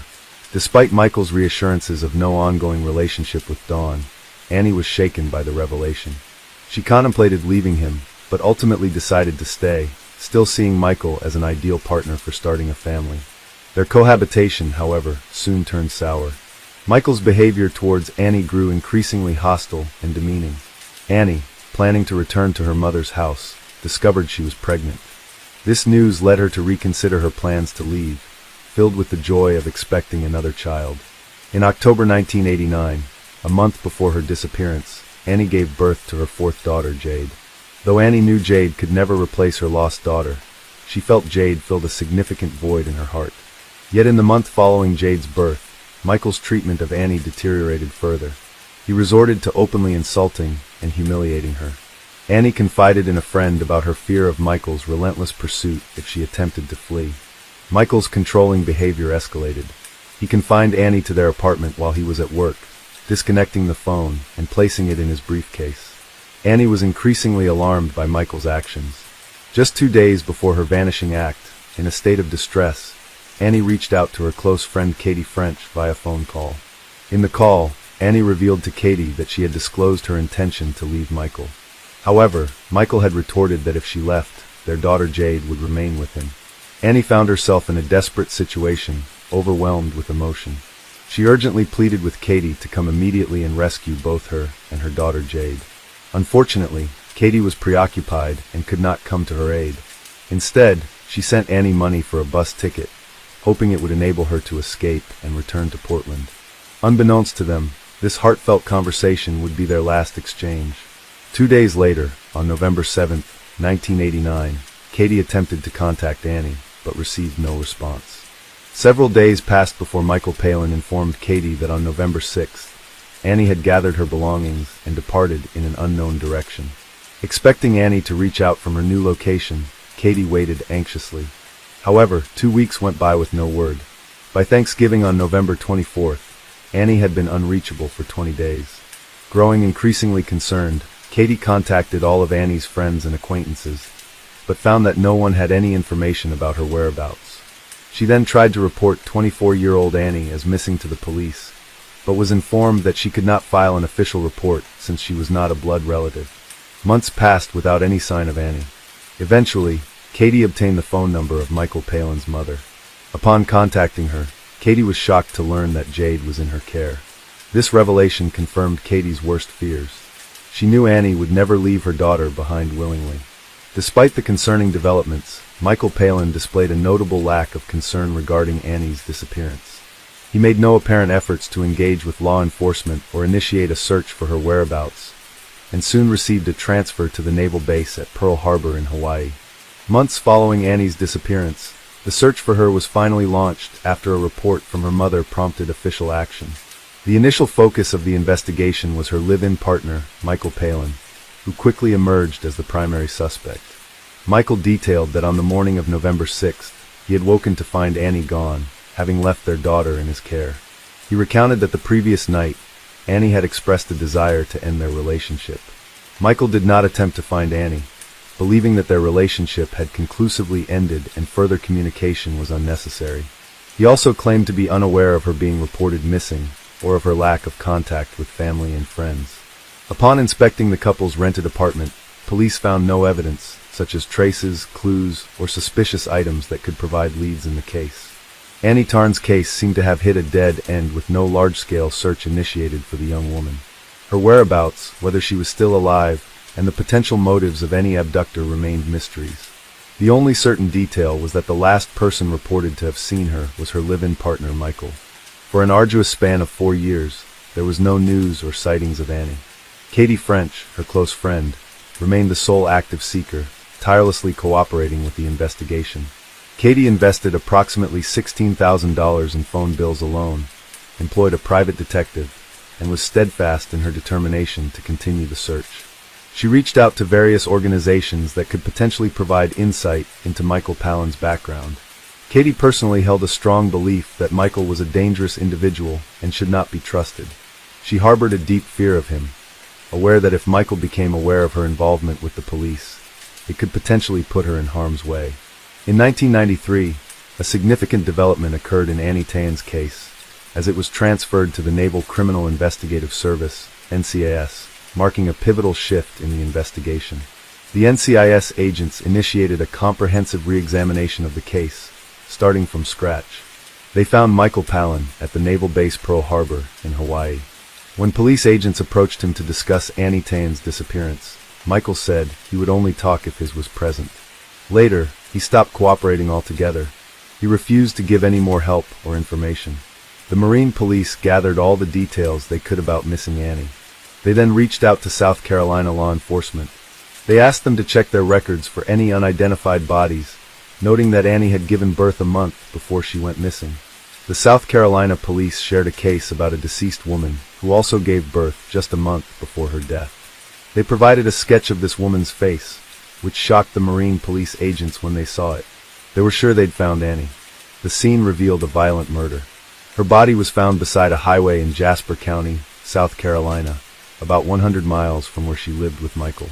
The crime scene photos were horrifying, showing a rare level of violence. Annie's face was severely damaged and her skull was broken into 124 pieces, requiring nearly 500 hours of careful work to reconstruct it.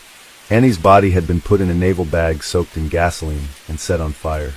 The burning bag was found at 6 a.m. on November 7, 1989, the same time Katie French noticed Annie stopped answering her calls. A match of dental records confirmed the woman's identity as Annie Tan. With this discovery, Michael Palin became the prime suspect in her murder right away. Marine police agents set up a detailed investigation plan, which started with examining his financial activities closely. On the day Annie vanished, investigators found that Michael made a credit card purchase about 25 miles south of where her char remains were found. Digging into his phone records, they discovered that on November 6th, he had made 2 calls to his mother's house in Savannah. The first call was at 4:35 a.m., and the second one at 5:17 a.m. With this evidence, agents hypothesized that Michael may have killed Annie in their apartment, then moved her body to the roadside, where he set it on fire. To push forward with the investigation, NCIS agents aimed to find Michael Palin's ex-wife, Dawn Breeze. At the time of Annie's death, Dawn was still married to Michael and living at his mother's house in Savannah. After Annie disappeared, Dawn divorced Michael and started moving around a lot, living in different states as if she were avoiding something or someone. Eventually, agents tracked her down in Miami, Florida during the summer of 1995. That was almost 6 years after Annie had been murdered. At this point, Dawn had become involved with spiritual practices for income. When agents contacted her at work to discuss Annie's disappearance, her calm response was surprising. She even asked how long they'd talk because she wanted to know if she'd have time to eat. Her reaction wasn't what the agents expected. They thought she'd be more emotional when talking about Annie. Despite being calm during their interaction, inconsistencies began appearing during a lengthy 10-hour interrogation. Initially, Dawn's story matched Michael Palin's version. She said Michael told her that his mistress had left and that he planned to raise their daughter by himself when she visited his apartment. However, inconsistencies emerged regarding when exactly she visited Michael's apartment. At one point during the questioning, Dawn became silent for a moment and looked down before expressing a wish to tell the truth. In a surprisingly emotionless manner, without any tears, she proceeded to share information she had kept hidden for 6 years. Dawn recounted that early one morning, Michael urgently summoned her to his Charleston apartment. Upon arrival, Dawn discovered Annie Tayan's lifeless body on the living room floor. Michael donned to go to the bedroom to meet his daughter. At that time, Dawn and Michael were still legally married and shared 3 children. Michael confessed his affair with Annie to Dawn, explaining that it had led to the birth of a daughter. He pleaded with her to accept the child and assist him in raising her.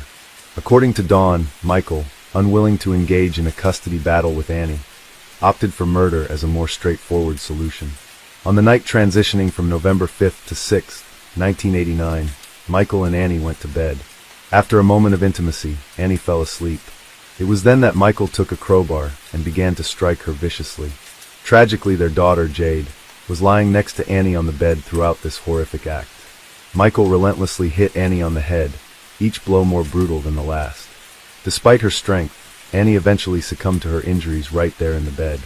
In a chilling turn of events, Michael reached out to his wife, Dawn, requesting her urgent presence. He then placed Annie's body in a naval bag and transferred it to the trunk of his car, where he had also stored a canister of gasoline. He positioned both his wife and daughter in the car's back seat, before embarking on a lengthy drive of approximately 100 miles. Upon finding a secluded spot by the roadside, Michael removed Annie's body from the trunk, drenched it in gasoline, and set it ablaze. After ensuring that the fire had taken hold, he hurriedly returned to the car and drove Dawn and Jade back to his mother's house in Savannah. Dawn Breeze's revelation provided a pivotal turn in the investigation, marking the first substantial evidence since the discovery of Annie's remains. The investigators then requested Dawn make a monitored phone call to her ex-husband Michael, discussing Annie Tahan's murder. She consented and contacted him accordingly.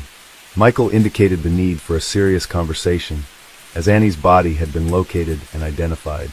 Michael's response, "No, they didn't do that," suddenly confirmed to the agents the veracity of Dawn's account. In the call, Dawn also informed Michael that blood had been detected in their former apartment, and the NCIS suspected them of involvement in the murder. She urged Michael to devise an explanation for the blood found in the apartment. Michael's reply, "Okay, we need to work together and come up with something," did not include any direct admissions, yet his demeanor suggested a clear understanding of the context of their discussion. He refrained from asking unnecessary questions or offering denials, implying his awareness of the situation. This interaction solidified the theory that Han had been murdered in Michael's apartment. Towards the end of their conversation, Michael advised Dawn to be cautious with her phone communications, insisting they would collaboratively manage the situation. NCIS agents took Dawn Breeze to the crime scene to unearth any remaining evidence. To protect her identity and ensure her safety as a cooperating witness, they disguised her before the visit. At the apartment, Dawn meticulously recounted and demonstrated the positioning of Annie's body and sequence of events.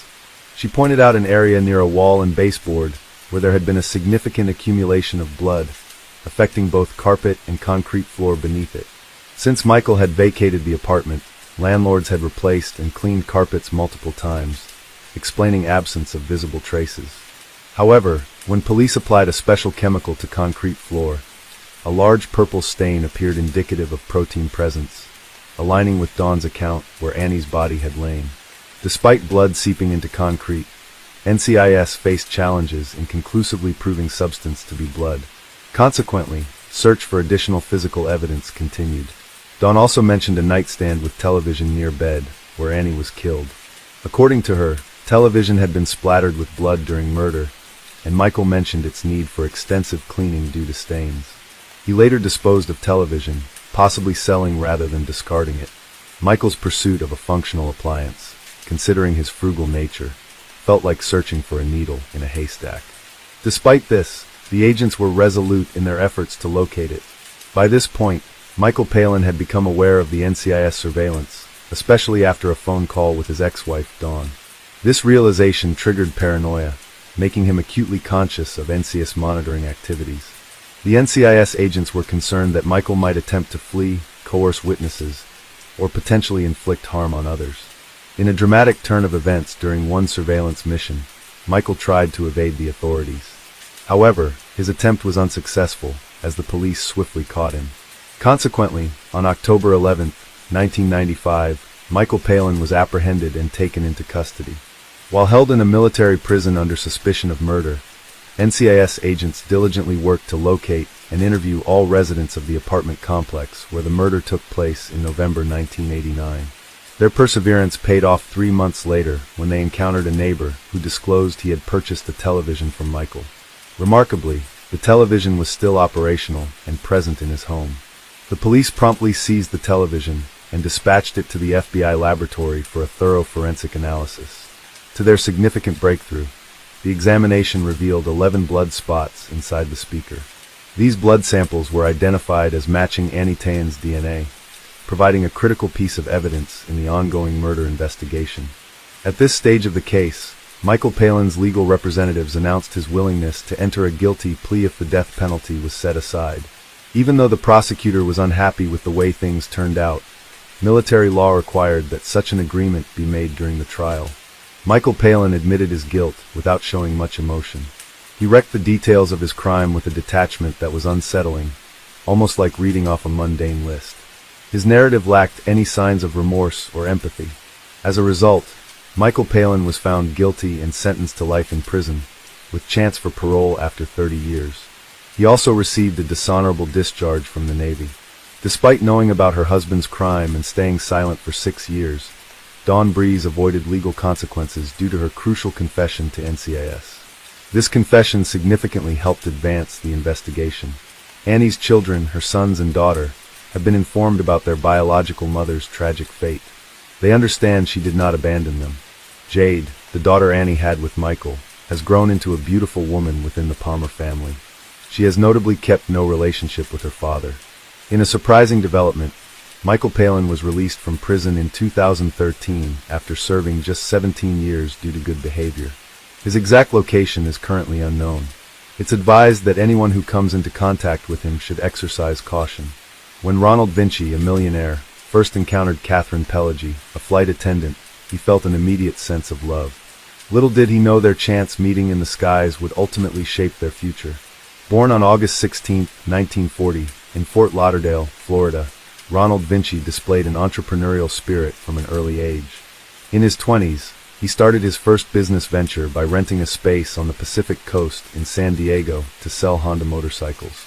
Over time, his small shop grew into one of California's largest Honda dealerships. Ron's success didn't stop there.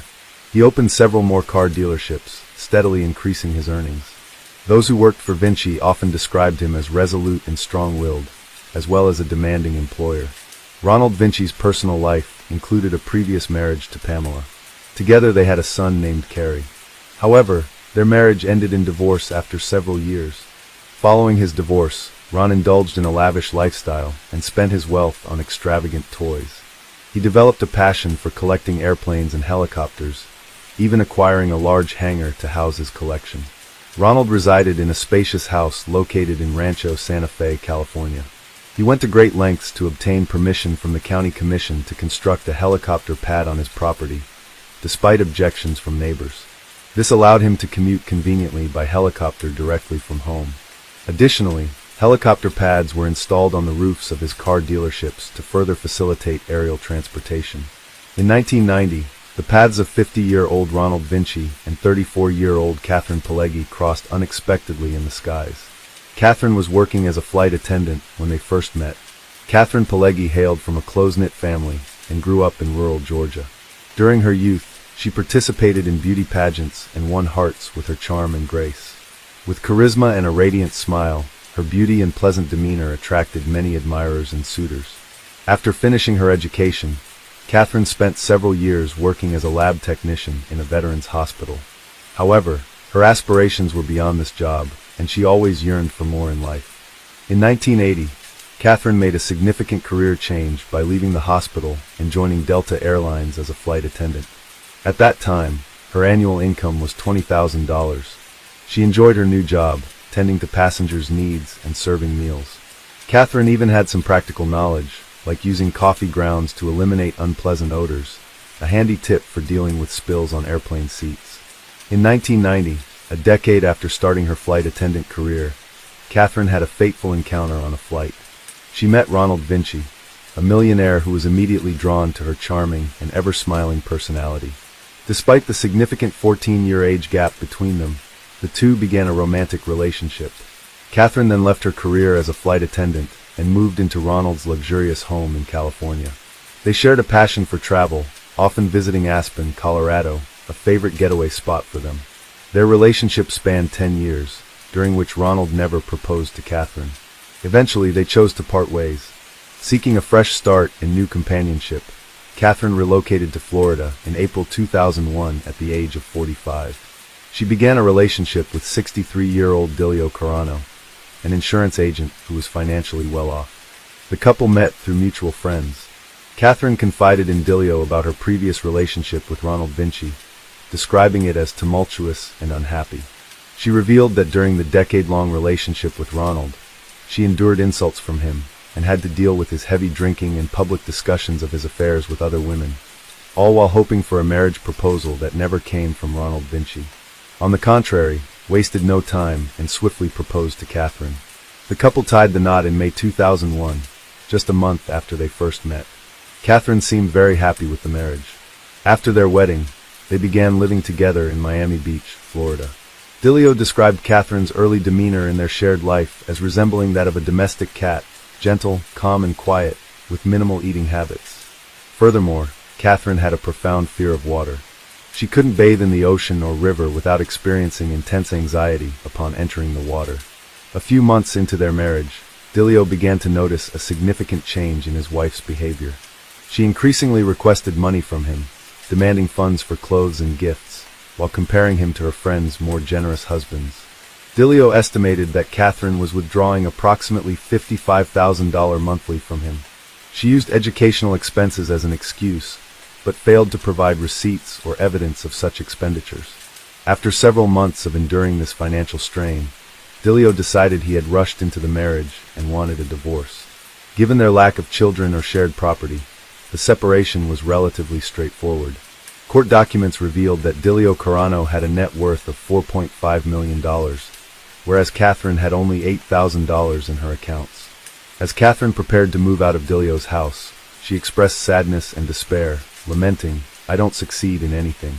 There's just no meaning in my life." In 2005, Ronald Vinci, a millionaire, made a significant life change by relocating to Fort Lauderdale, Florida. Convinced by friends that Florida offered favorable climate conditions and low taxes, at this point, Ron had already sold his car dealerships and accumulated substantial wealth. In Fort Lauderdale, he acquired a luxurious apartment on the 4th floor, enjoying his new residence's comforts. In the same year, Ronald rekindled his relationship with Catherine Pileggi. Catherine, the flight attendant Ron had previously dated, moved into his apartment, rekindling their relationship. Interestingly, Catherine's ex-husband, Dilio Carano, also lived in the same building, but was situated 30 floors below them. Dilio couldn't comprehend why Catherine chose to reconnect with the millionaire she once described as a monster.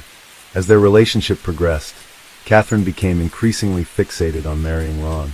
Both Ronald and Catherine were no longer working and led a leisurely lifestyle. Their differences became more evident over time. Ronald was overweight and enjoyed indulging in rich foods. In contrast, Catherine maintained a weight of only 42 kilograms by eating sparingly. Ronald loved lively parties, while Catherine preferred staying home absorbed in crime stories. She rarely wore dresses, opting for shorts and sneakers instead.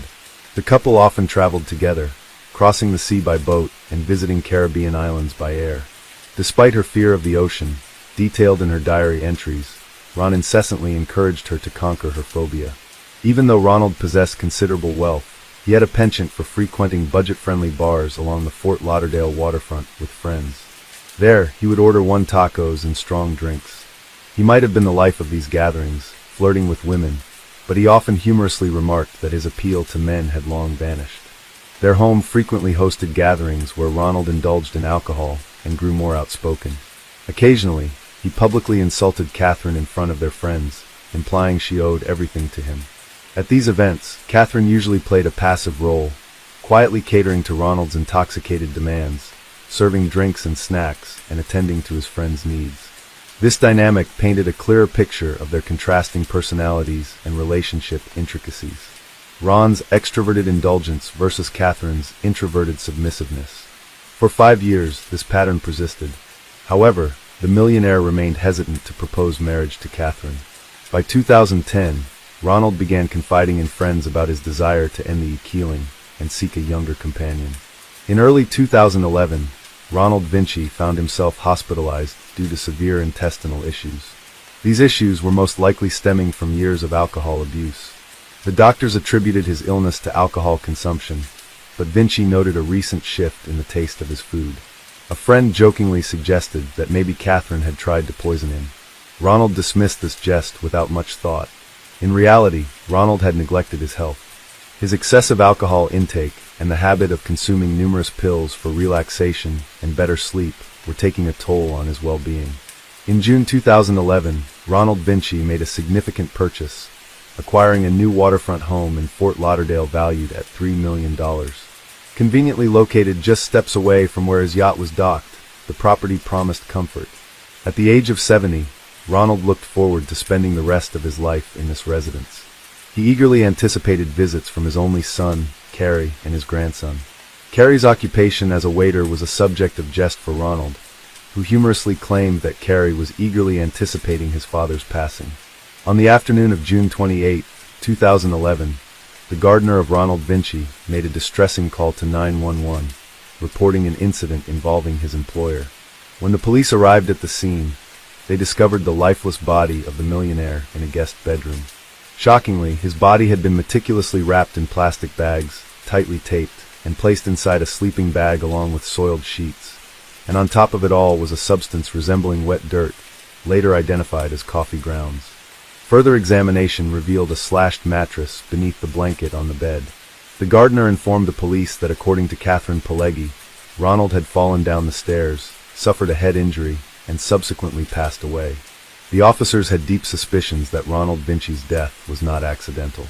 During police interrogation, the gardener provided a chilling account of the events leading up to the discovery of Vinci's lifeless body. According to his testimony, Catherine Pileggi had called him late at night, urgently requesting his presence at Vinci's residence. Upon his arrival in the morning, he was confronted with the sight the millionaire's body wrapped tightly in a sleeping bag in one of the guest bedrooms. Catherine, distressed and tearful, implored the gardener to assist her in burying Ron. She revealed that Vinci had expressed a lifelong wish to be laid to rest in the ocean after his demise. To carry out this plan, she had purchased a blue container intended to hold Vinci's body, with the intention of taking it out to sea using the millionaire's yacht. By the time the gardener alerted authorities, Catherine had already brought this container home and placed it in the garage. Upon conducting a thorough examination, the medical examiner made gruesome findings. Ronald Vinci, aged 70, had sustained 9 stab wounds to his chest and neck. He bore marks consistent with hammer blows on his head and had ultimately met his demise from a gunshot wound to the head.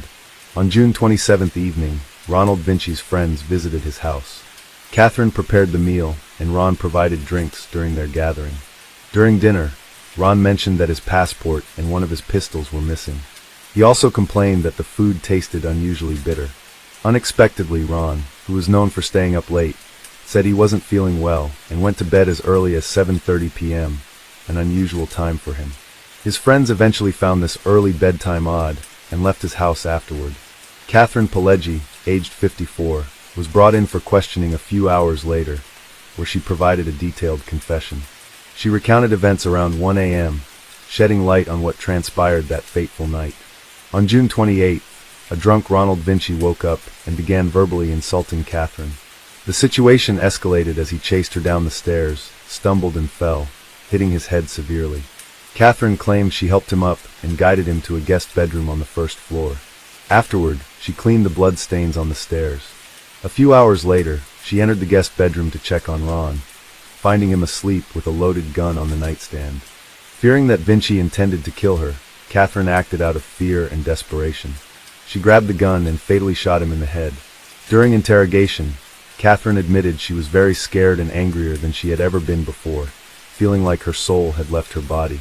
After the shooting, she inflicted numerous additional wounds on Ron using a knife and a hammer.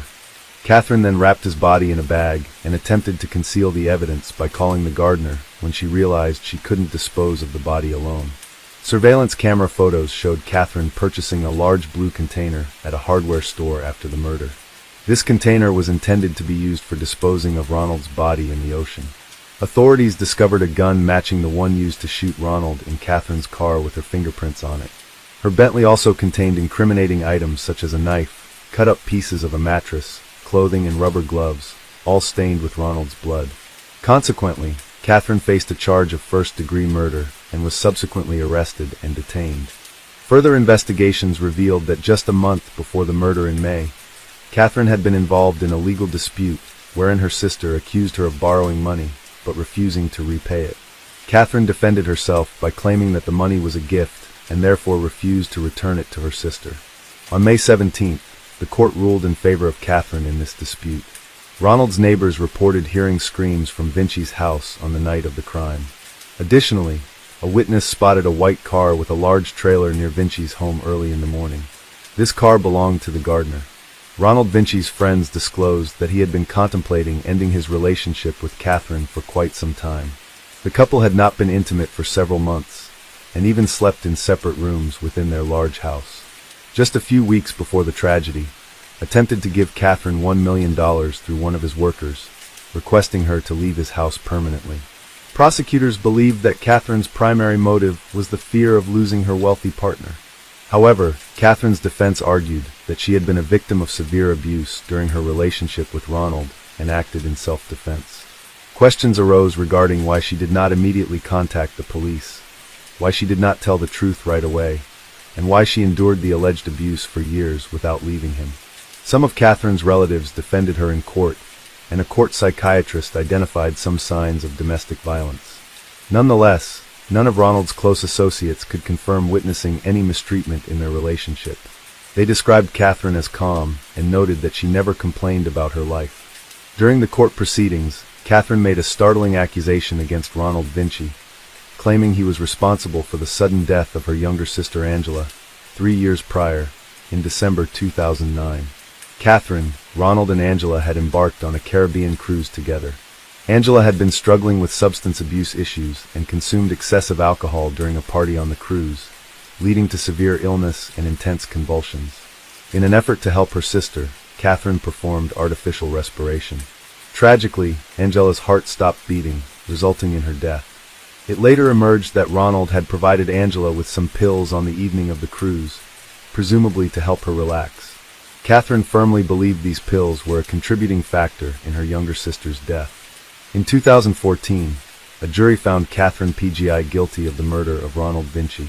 Consequently, she was sentenced to 25 years in prison. She is currently serving her sentence at the LEL Correctional Institution in Marin County, Florida. Her potential release date is set for January 2034, when she will be 77 years old. The story of successful and wealthy Ronald Vinci took a tragic turn due to his ill-fated relationship with quiet and unassuming flight attendant Catherine Pgi. Despite his many wise decisions in life, this particular relationship ultimately proved to be a fatal error for the millionaire. A wealthy businesswoman, tired of solitude and possessing a significant fortune, met a charming anesthesiologist. He dreamed of finding his ideal partner. From their first encounter, there was a storm of passion between them. Not everyone, however, was pleased with the joy the eyes of this enamored pair. Deborah, the protagonist of our story, is a stylish, successful, and quite affluent woman. Her millions weren't luck, they were the result of her dedication and hard work. She spent years climbing in the interior design industry and eventually founded her own design firm, Ambrosia. Over 3 decades, Deborah poured herself into this venture with deep passion for her profession. However, her personal life didn't reflect this success. Although she married 4 times, each union ended in divorce. Despite being a devoted mother to her 4 children, her romantic relationships continually fell short. Having secured her financial future, Deborah yearned for something more essential, the simple joy of familial happiness. Her life took a significant turn due to a family tragedy several years ago when Cindy, her older sister, was killed by Billy Vickers in March 1984. During the trial, their mother testified against Cindy and supported Billy. Consequently, Vickers received a very light sentence and spent only a few years in prison for this horrible murder. Billy and Cindy had 2 kids, and this event deeply scarred them. Following this ordeal, Deborah faced extreme anxiety and developed panic attacks fearing firearms. Living alone for an extended period didn't help. Despite friends urging her to buy a pistol for protection, she couldn't tolerate having a weapon nearby. Deborah always took great care of her appearance and surrounded herself with beautiful things. She invested considerable time and money in skincare, makeup and hair care at this point in her life. She owned a variety of stylish items, including Chanel jewelry, Cartier watches, denim clothing, and Gucci shoes. The only thing she lacked was a devoted partner. John Mayen, a central character in our narrative, was born on February 3, 1958 in California. He grew up alongside his sisters Karen and Donna. His father, known for his deceitful and fraudulent behavior, imparted these traits to John early in life. John became involved in deceptive schemes and fraudulent activities to make a living. Additionally, he dealt in illegal substances and used them himself, which led to multiple confrontations with law enforcement and his eventual banishment from California in 1988. John completed his undergraduate studies at Arizona State University, earning a Bachelor of Arts degree.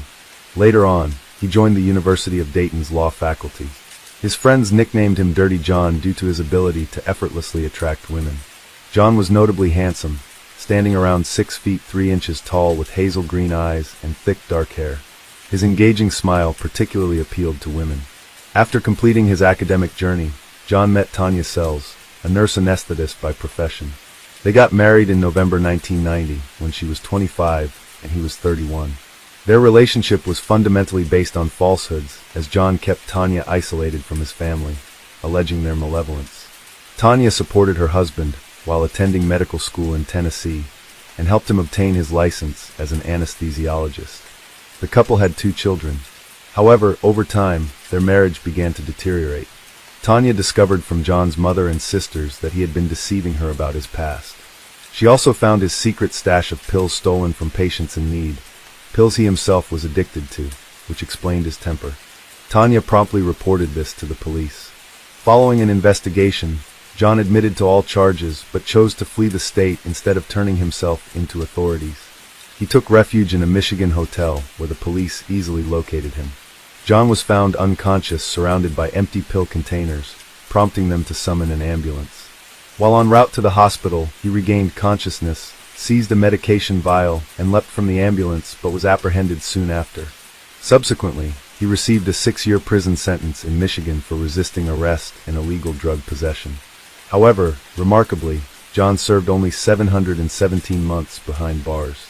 He somehow managed to have his sentence reduced and was freed in 2004.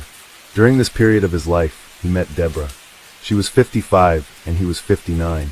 They both decided to try online dating, which is how they eventually crossed paths. Deborah was impressed by John's online profile. He described himself as a divorced doctor and a Christian searching for love. After a series of disappointing dates, Deborah was pleasantly surprised when she met John. He showed genuine interest in her life, praised her accomplishments, and seemed different from others. Their first date happened in October 2014 at a restaurant called Houston in Irvine, California. John's aim was to captivate Deborah, and he did so by sharing fabricated tales of his past, like working with Doctors Without Borders in Iraq. He mentioned having 2 children and owning multiple properties. Deborah envisioned him as a selfless doctor devoted to global service. John treated her like royalty, which was exactly what Deborah longed for after seeking companionship for so long. He even expressed eagerness to meet her family. His charming words made Deborah's heart flutter. After leaving the restaurant, they ended up at her penthouse. However, John overstepped boundaries that night. After a few kisses, he tried to escalate things further. Deborah felt uncomfortable with the pressure and asked him to leave. The next morning, John sought to amend his mistake. He called Deborah to apologize, explaining that he had consumed too much alcohol and couldn't contain his emotions. This admission once again raised John's standing in Deborah's eyes, leading them to continue their dates. As their relationship progressed, Deborah and John spent more time together. On their third date, John declared his love and proposed. Deborah was so delighted by their companionship that she overlooked several peculiarities about him. For instance, John consistently wore well-worn medical scrubs, even at stylish events organized by Deborah, and claimed he had no time to change into more appropriate attire. Deborah was unfazed and proudly introduced him as her doctor to friends, posing with him for photos. Their bond deepened, and soon they decided to move in together. Deborah's daughter, Jason, who lived with her in the penthouse, was forthright and critical of her mother's partners. She disapproved of John's unkempt appearance, finding it strange that her mother, usually dressed in Gucci, was involved with someone in dirty robes. Jacqueline also noticed John's peculiar interest in the penthouse's art, statues and paintings, as if he were evaluating their worth. After just 5 weeks of knowing each other, John convinced Deborah they should live separately. They rented a house for $6,500 a month on Balboa Island's waterfront in Newport. Deborah paid $80,000 up front for several months' rent, while John avoided putting his name on the lease due to tax complications. Deborah was so enamored with John that she covered all expenses herself without informing her children. She couldn't understand why they disapproved of him as he pampered her like royalty, preparing morning coffee, doing grocery shopping, and striving to simplify her life.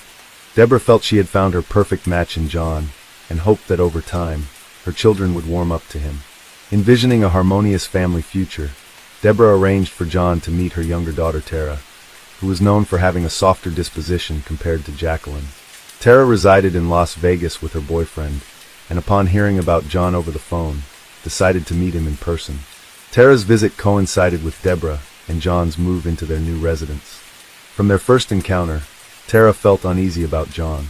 His lack of cordiality combined with his silent, solitary efforts in moving belongings, trying to project a tough exterior, didn't sit well with her. Despite reservations, Tara was willing to give John the benefit of the doubt, yet quickly began observing some concerning signs. John didn't own a vehicle, and although he claimed to have properties in Newport Beach and Palm Springs, he never suggested relocating or even invited them to visit. John appeared to spend most of his days at home, often engrossed in video games. Just before Thanksgiving, Tara decided to snoop through her mother's boyfriend's belongings and found a nurse's certificate with his name, realizing he was not a doctor. When John found out about this, he became furious and threw a massive tantrum. He accused Tara of trying to deprive her mother of happiness, shouting that she wouldn't succeed in separating them, while Deborah just stood there listening. Eventually, there was a big argument, and Tara left the house. John used the situation to convince Deborah that her children were only after her wealth. They were waiting for her demise, and thus didn't want to see her happy. On the eve of Thanksgiving, Deborah's mother Arlene, a very religious woman, arrived. John put on an entire religious act in front of her, but received another scandal instead of approval. The holiday ended in another fiasco. Subsequently, Deborah opted to seek guidance from a psychotherapist who recommended establishing limits with her offspring and pursuing a tranquil existence, a suggestion she embraced. She and John made Balboa Island their home, indulging in local eateries, strolling about, and relishing the picturesque views. At times, John exhibited youthful exuberance, capturing bare-chested selfies and sharing them with her, engaging in playful activities which rejuvenated her spirit. Deborah was immensely joyful, yet remained apprehensive about John's attire.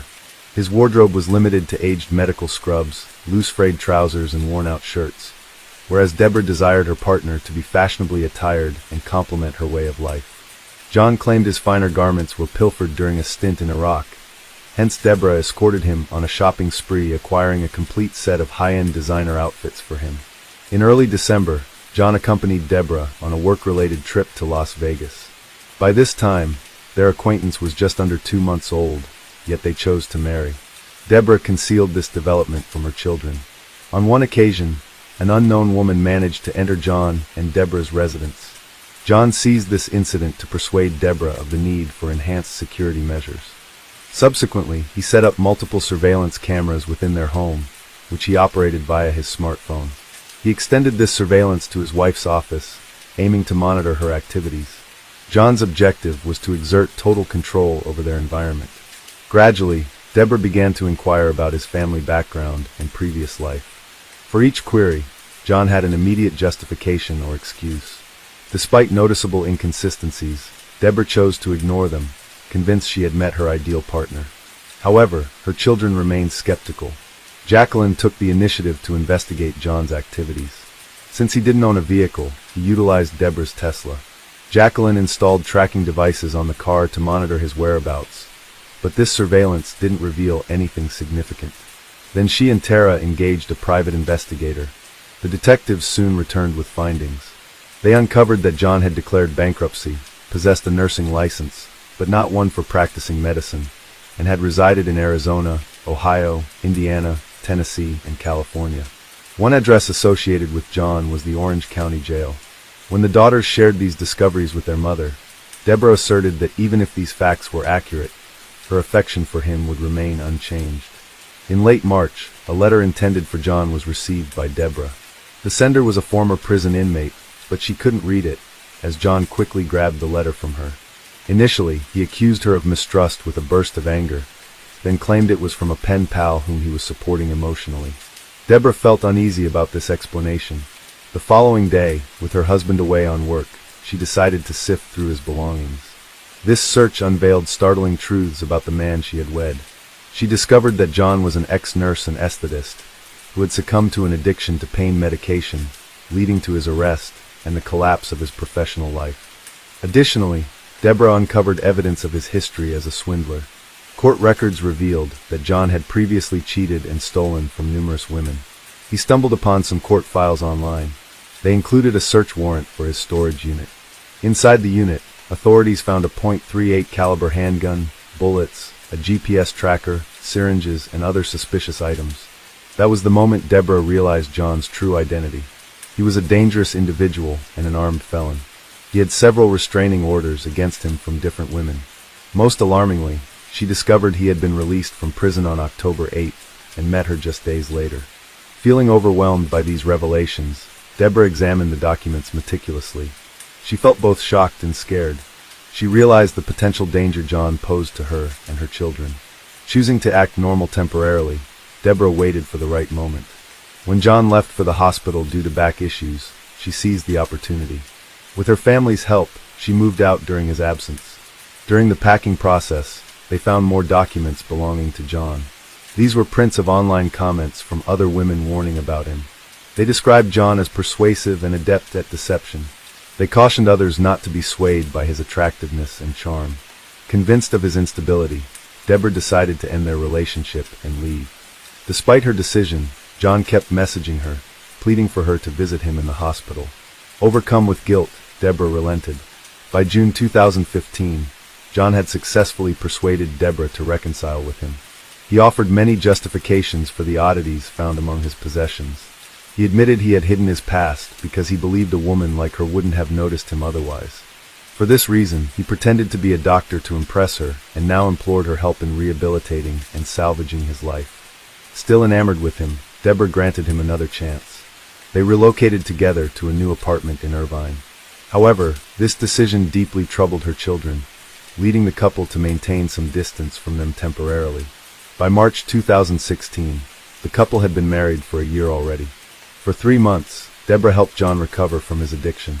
However, she was deeply distressed because her entire family disliked him, especially Jason. This animosity was mutual. Matters escalated to the point where her husband forbade Deborah from seeing her daughter. When John discovered that Deborah was paying for Jacqueline's real estate lessons, he reacted spitefully.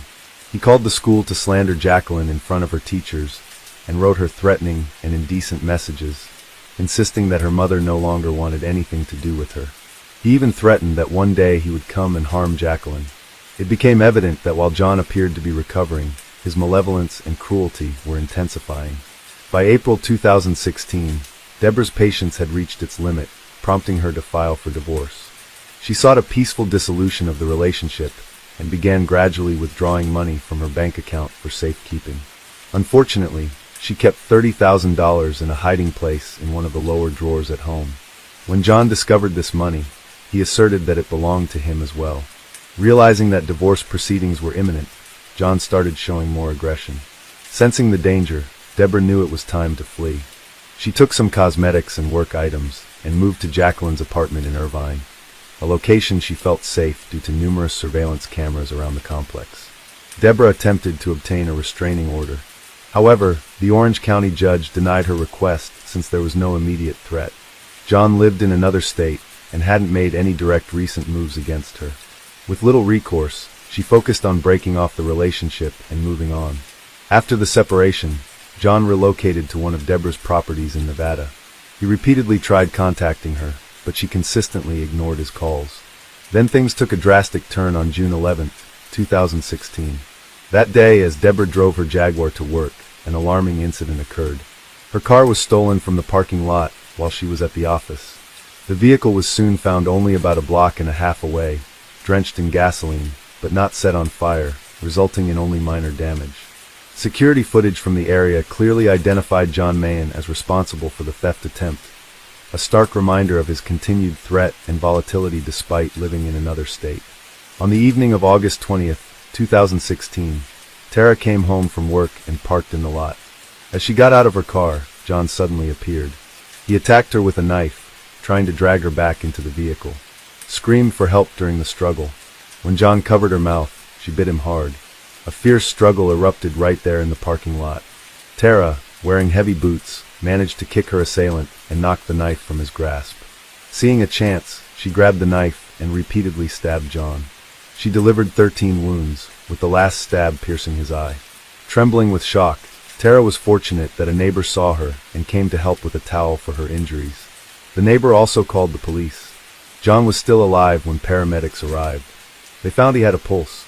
In John's car, authorities discovered duct tape, cable ties, kitchen knives, and a passport. This indicated he might have planned to abduct Tara and leave the city with her as a hostage. John Mahan was taken to the hospital, but died 4 days later at age 57. His remains were cremated and no memorial service was held, as he was universally disliked by those who knew him. Deborah and her children were deeply traumatized by the entire incident. It took some time for Deborah to return to normal life, but she still struggles with guilt for bringing a criminal into their family. Now Deborah has become very cautious. She carries a stun gun and pepper spray at all times for protection. She has stated that she would never meet someone online again based on this experience. Jamie Hahn was born on October 25, 1983. Growing up in Orangeburg, South Carolina, she lived with her 2 brothers and sister, Brett, Justin, and Ashley. Despite their parents' divorce and remarriage, Jamie remained a cheerful child. She attended a small yet renowned private prep school celebrated for its educational excellence. In junior high, Jamie visited the University of North Carolina with her classmates. She instantly fell in love with the campus and aspired to attend. Even as a student, she aimed to impact others' lives by joining the board of the Center of Hope to support troubled teens. Later on, Jamie engaged in various political campaigns. One notable campaign was Senator John Edwards' 2008 presidential run, a competitor to Obama. During this campaign, Jamie emerged as a prominent figure in North Carolina's Democratic Party. During one campaign, she met Nation and formed a deep professional relationship with him that later evolved from platonic to romantic. 4 months after their first romantic moment, they announced their engagement and married on April 18, 2009. Their intense love was anchored in a deep friendship. Jamie and Nation thrived in their respective careers. Jamie ran her own political fundraising consulting firm, while Nation was a well-known online strategist aiding politicians and nonprofits with their campaigns. Described by friends and acquaintances as exceptionally kind, tender, and generous, the couple was well regarded. They took their marriage vows seriously and actively participated in projects like the Coalition to protect young families in North Carolina. Although they were childless at that time, Jamie and Nation planned on starting a family soon. They both enjoyed vibrant social lives. Jamie was known among her friends and family as a compassionate individual who had the ability to spread happiness wherever she went. Her talent and enthusiasm for politics led many to foresee a promising future for her. However, unexpectedly, their seemingly perfect world suddenly fell apart on April 22, 2013. Around 5:20 p.m., Jamie frantically ran from her house and sprinted a few dozen meters before collapsing unconscious in a neighbor's yard. Her body was drenched in blood. Onlookers on the street were shocked by the scene and shouted for someone to call 911. A neighbor, who saw the turmoil unfolding in his yard, immediately phoned emergency services. Through Jamie's disoriented words, he understood that someone named John, who seemed to still be inside her house, had assaulted her with a knife. He quickly applied a towel to the numerous wounds on her abdomen and urgently summoned an ambulance and the police. Arriving patrol officers traced the blood from the neighbor's yard back to the Hahn residence. Encircling the house, they commanded the individual inside to exit with hands raised. Moments later, a disheveled bald man emerged on the porch. The officers noted he bore wrist injuries and a stab wound in his abdomen.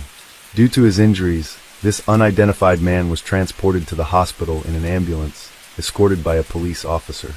En route to the hospital, the wounded man grew distressed and tearful, expressing regret that this hadn't occurred sooner, and repeatedly murmuring a desire to die. Following his medical treatment, the police endeavored to ascertain his identity, reasons for being in the Hahn residence, and circumstances leading to this tragic event. They soon discovered he was 31-year-old Jonathan Wayne Brill, a close friend of Nation and a guest in their home. Jamine also knew John well. She had employed him as an accountant in her political consulting firm after he relocated to North Carolina. The couple had generously offered him accommodation in their home until he could find his own place. Nation and John hailed from the same hometown and first crossed paths in 2000 during a church trip. Despite a 4-year age gap, they quickly struck up a friendship. As it often happens with childhood friends, they drifted apart when one went off to college, but rekindled their bond post-graduation. They became virtually inseparable. Jonathan even had the honor of being the best man at Nation and Jamine's wedding. In April 2009, the trio was akin to the Three Musketeers, following the ethos of one for all and all for one. They shared vacations, regular Monday dinners, and celebrated holidays together. To some neighbors, Jonathan seemed almost like an extension of the Hahn family, given how much time he spent at their home. This deep, seemingly unbreakable bond makes the violent incident that left all three with stab wounds in their own home all the more perplexing and tragic. Every Monday, Jamie and Nation would host their mutual friend Jonathan for dinner. On that particular day, Broyhill arrived earlier than usual with the intention of discussing recent campaign details with Jamie. The friends were deeply concerned about John's well-being, as he had confided in them about his diagnosis of pancreatic cancer, a notably aggressive and often terminal disease. The Hahns, in their caring nature, accompanied Jonathan to his medical appointments and were consistently present, offering every possible support in his arduous battle for life. There was an instance when Jamie, overwhelmed with emotion, asked Nation if they should consider having a child soon, so that their future offspring might have the chance to know Jonathan. Such was their affection and regard for their friend. They wished even their yet-to-be-born child could have the opportunity to bond with him. The recent diagnosis of cancer was a harsh blow, but it wasn't the first health challenge Broyhill had encountered. Over the years, John had experienced multiple hospitalizations. He had once revealed to Nation that he was diagnosed with multiple sclerosis during a gallbladder operation. Consequently, the Hahns invited Jonathan to live with them temporarily, offering care and support until his health improved. On that fateful Monday, Jamie and Jonathan were already engaged in work-related discussions in the kitchen when Nation arrived home and headed upstairs to change. Nation was startled by Jamie's screams, calling out his and then John's name. Assuming that Brill may have fallen ill given his medical condition, Nation hurried downstairs midway. He was met with Jamie's terror-stricken voice, crying out that someone was trying to stab her. Rushing into the kitchen, Nation was confronted with the horrifying sight of his wife on the floor, bleeding profusely. John stood over her, wielding a large kitchen knife. As Brill started advancing towards Nation, knife raised threateningly. Nation froze in disbelief. How could such a nightmare unfold in mere minutes? In a desperate act of self-defense, Nation grabbed the knife blade with one hand, while striking John in the face with his other hand. Amidst this chaos, he frantically urged Jamie to run for safety, attempting to subdue a man who until moments ago was his closest friend, seemed almost unreal. Despite her grave injuries, Jamie miraculously managed to rise from the floor and flee through the side door of their home. Once she was out, Nation, overcoming shock and tumult, pushed Jonathan aside and hurried after his wife. Outside, Jamie desperately made her way to the nearest neighbor's house for help. Unfortunately, no one responded to her urgent knocking. Summoning her remaining strength, she attempted to reach the next house, but collapsed unconscious in their yard due to her overwhelming injuries. Alerted by the commotion and drawn by the screams, passers-by quickly came to her assistance, while a neighbor called for an ambulance and the police. Meanwhile, Nation, panicked, searched frantically for Jamie. Following the trail of blood led him to discover her in a neighbor's yard. She was conscious, but in agony, clutching her side. Kneeling beside her, he took her hand and tried comforting her with promises of recovery and future anniversaries and vacations by the sea, though tears streamed down his face. As he spoke, clutching Jamie's hand, Nation was overwhelmed by thoughts of a life without her, and unable to fathom how their peaceful life had taken such a sudden turn. As they awaited help, a neighbor swiftly brought a towel to press against Jamie's bleeding abdomen. Unfortunately, the towel was quickly soaked with blood. Another compassionate neighbor elevated Jamie's legs onto a bag of leaves, trying to give some comfort. The ambulance was on its way, but to the onlookers, the wait felt endless, even though it was only a few minutes. Jamie's breathing grew labored, a clear sign of her critical state. When the paramedics arrived, they promptly administered life-saving measures. Nation, having suffered severe cuts to his hand while wrestling with the knife, also desperately needed medical attention. Both he and Jamie were rushed to the hospital. During transport, Jamie lost consciousness and upon arrival was taken immediately for emergency surgery. Meanwhile, Nation, overwhelmed with worry for his wife and oblivious to his own pain, received stitches. He was in such shock that he repeatedly tried to enter the ICU, desperate for any updates about Jamie, but was denied access. Seated anxiously on a hospital bed, Nation was tormented by thoughts of Jamie's condition. Over a dozen stab wounds, a severed artery, and severe liver damage, his only solace during those excruciating moments was hoping and praying for her survival. By some miracle, Jamie did survive the surgery initially, but tragically this hope was short-lived. She never regained consciousness. 2 days after this harrowing ordeal, Jamie succumbed to her injuries. The autopsy revealed a grim reality. She had sustained 24 stab wounds across various parts of her body, including her face, neck, back, hands, and forearms. However, the most lethal injuries were inflicted on her abdomen and chest, resulting in catastrophic damage to her lungs and liver. Meanwhile, Jonathan Brill had inflicted wounds upon himself and was hospitalized for 8 days to recover from his self-inflicted injuries. On Tuesday, April 30th, 2013, still needing medical attention with bandages on both wrists, Brill was transported on a stretcher to the magistrate's office in Wake County. The individual was formally charged with first-degree murder in the case Jameen Khan and assault with a deadly weapon on Nation Honorable due to the severity of the charges. He was held without bail and at Central Prison in Raleigh. This facility was specifically chosen because it housed a hospital wing, ensuring that Brill would continue to receive the necessary medical treatment while in custody for his crimes. The tragic and sudden loss of Jameen profoundly impacted many, leaving a lingering question. Why would someone she considered a best friend commit such a horrific act, robbing her of her future? In the wake of the tragedy, speculation swirled within the community about a substantial amount of money that had gone missing during the election campaign, managed by Jameen's team. Jonathan Brill, who had served as the accountant, officially ceased working for the company at the end of 2012. Despite this, he remained responsible for providing Jameen with financial details and assisting in the preparation of financial reports. It was suspected that Jameen might have discovered the missing funds, which totaled over $50,000, and confronted Jonathan about this discrepancy. This confrontation could have triggered his violent outburst.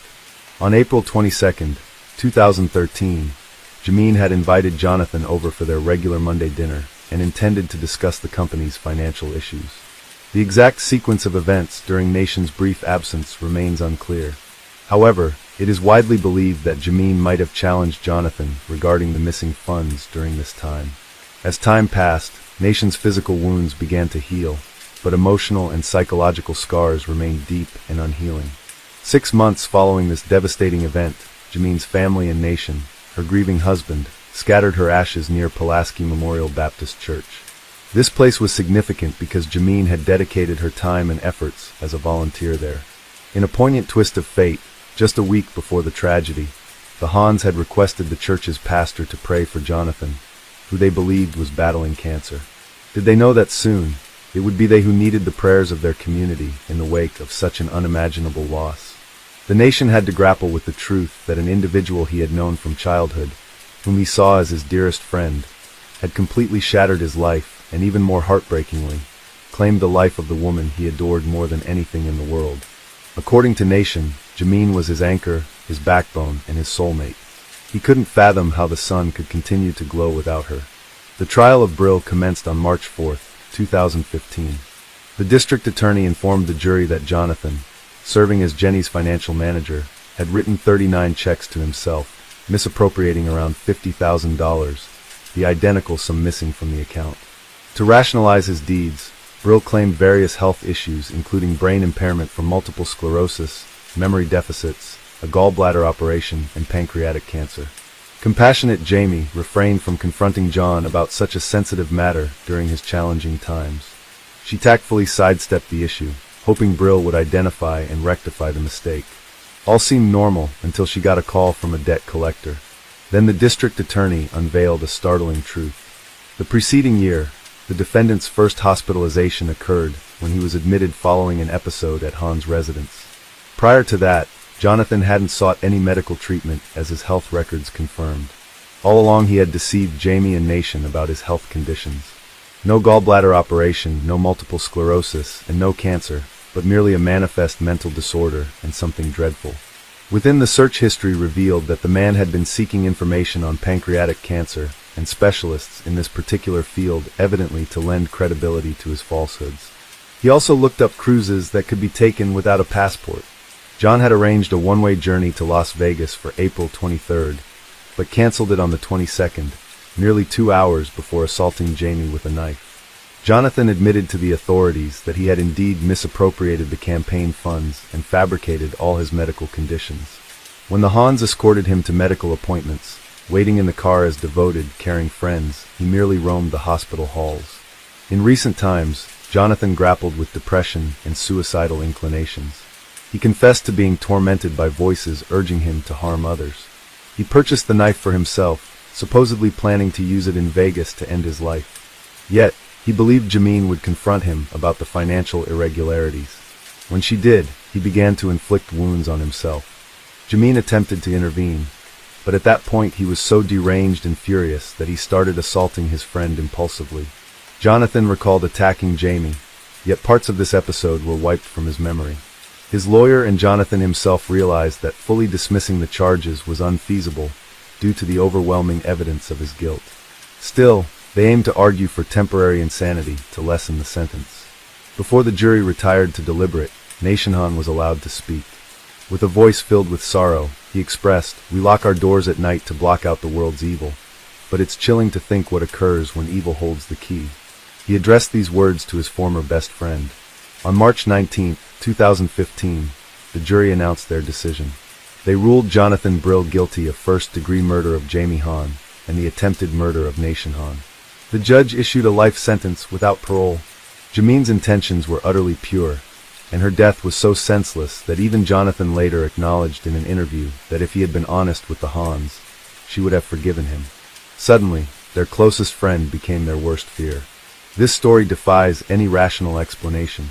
Max received an urgent call from his close friend, Jonathan Hoffman, on May 18, 2012 at 5 p.m. Both were seniors at Farmington Central High School in the affluent West Bloomfield area near Detroit, Michigan. Their friendship began in ninth grade during an English class and was sparked by a mutual appreciation for Tupac, one of the most influential figures in American hip-hop. Jonathan confided in Max that he had recently failed a court-mandated drug screening. He had been on probation since authorities found a prohibited synthetic substance in his vehicle 2 months earlier. Jonathan expressed concern over his grandmother Sandra's intense anger towards him. At 17 years old, Jonathan had been living in his grandparents' apartment for 9 months following his parents' divorce and their relocation to Arizona. Initially, Jonathan went with his parents to Arizona. However, shortly after their arrival, the family was dealt a severe blow when his younger sister Jessica was diagnosed with a benign brain tumor. This necessitated multiple surgeries and ongoing medical care. Adapting to a new school while coping with his sister's health issues left Jonathan feeling unhappy and despondent. Jonathan was overjoyed when his grandmother Sandra suggested he return to West Bloomfield and stay with her until he completed high school. The prospect of reuniting with friends and familiar surroundings excited him. Nevertheless, not everyone approved of the arrangement between Jonathan and his grandmother. Jonathan's father Michael, a prominent attorney for many years, had observed some disconcerting traits in Sandra's personality. 74-year-old Sandra Lane, a retired educator and mother of 5, could be exacting and stern. While she cherished her grandson deeply along with her 85-year-old husband Fred, the situation presented its challenges given the teenager's yearning to reconnect with friends during what should have been a stable final year at Farmington Central High School. Jonathan's father eventually conceded, allowing him to thrive once again at Farmington High School. There, he was recognized as the class clown, an exceptionally intelligent student and a tech whiz. He had secured a full scholarship to Eastern Michigan University. His peers saw him as a spirited, cheerful, and optimistic individual. That's why Jonathan's call to Max caused such alarm. He didn't sound like himself. His voice carried not only concern, but also palpable fear. The friends decided to meet up later that same day, and Jonathan promised he'd text within the next 30 minutes to confirm the time. Max waited for the message, but 40 minutes passed with no word from his friend. Growing impatient, Max decided to call Jonathan directly. The phone rang and rang without any response. Unbeknownst to him at the time, Jonathan would never be able to reply again. Just before this incident, around 5:20 p.m., the West Bloomfield Township Police Department received an emergency call from Sandra Lane's residence, Jonathan's grandmother's home. The young caller informed the dispatcher he had been shot and struggled for breath over those 3 minutes. He begged for help, stating that he was on the brink of death. The assailant had already fled the scene without seeking aid. The subsequent events were even more horrific.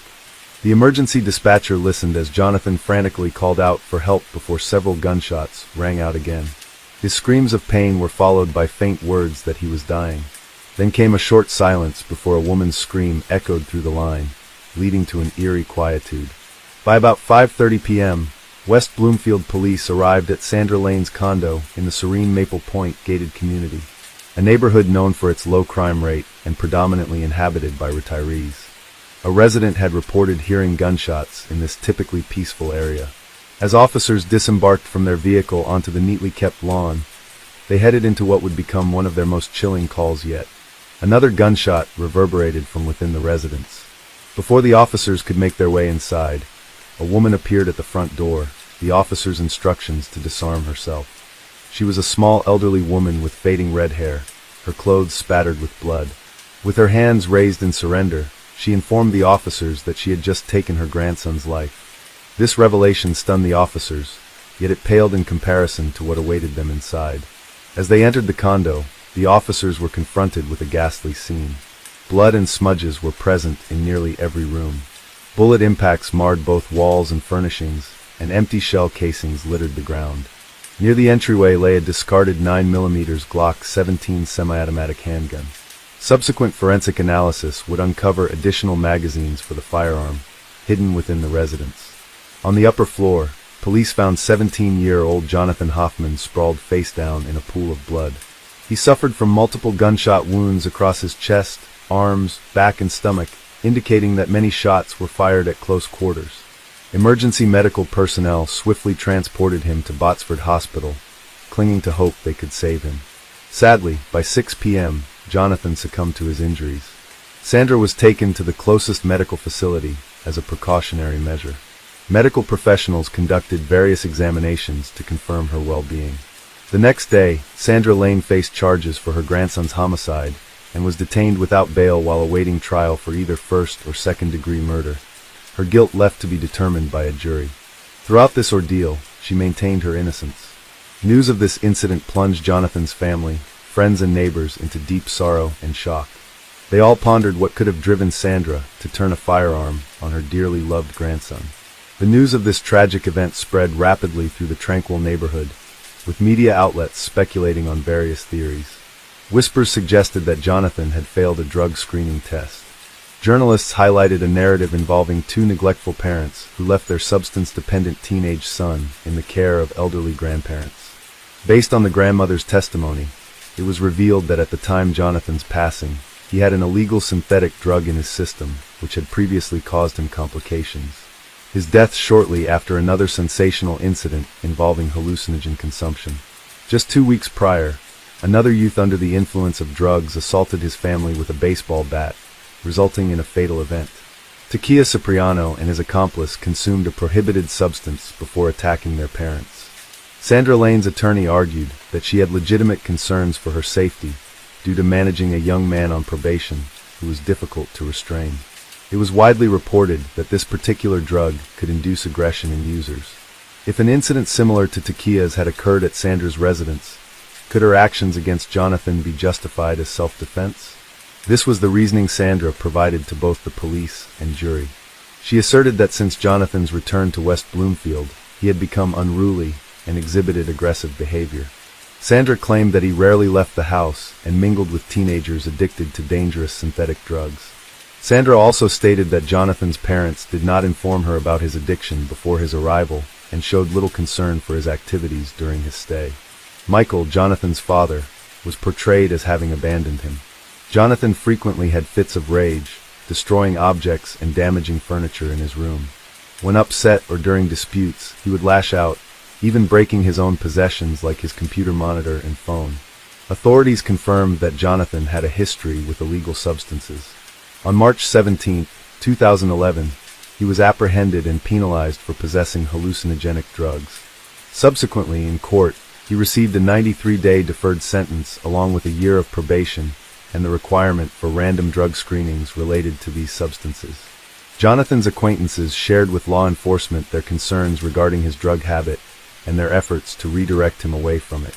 Sandra exerted considerable effort to assist Jonathan in reforming his ways, focusing on his academic performance and adhering to her guidelines.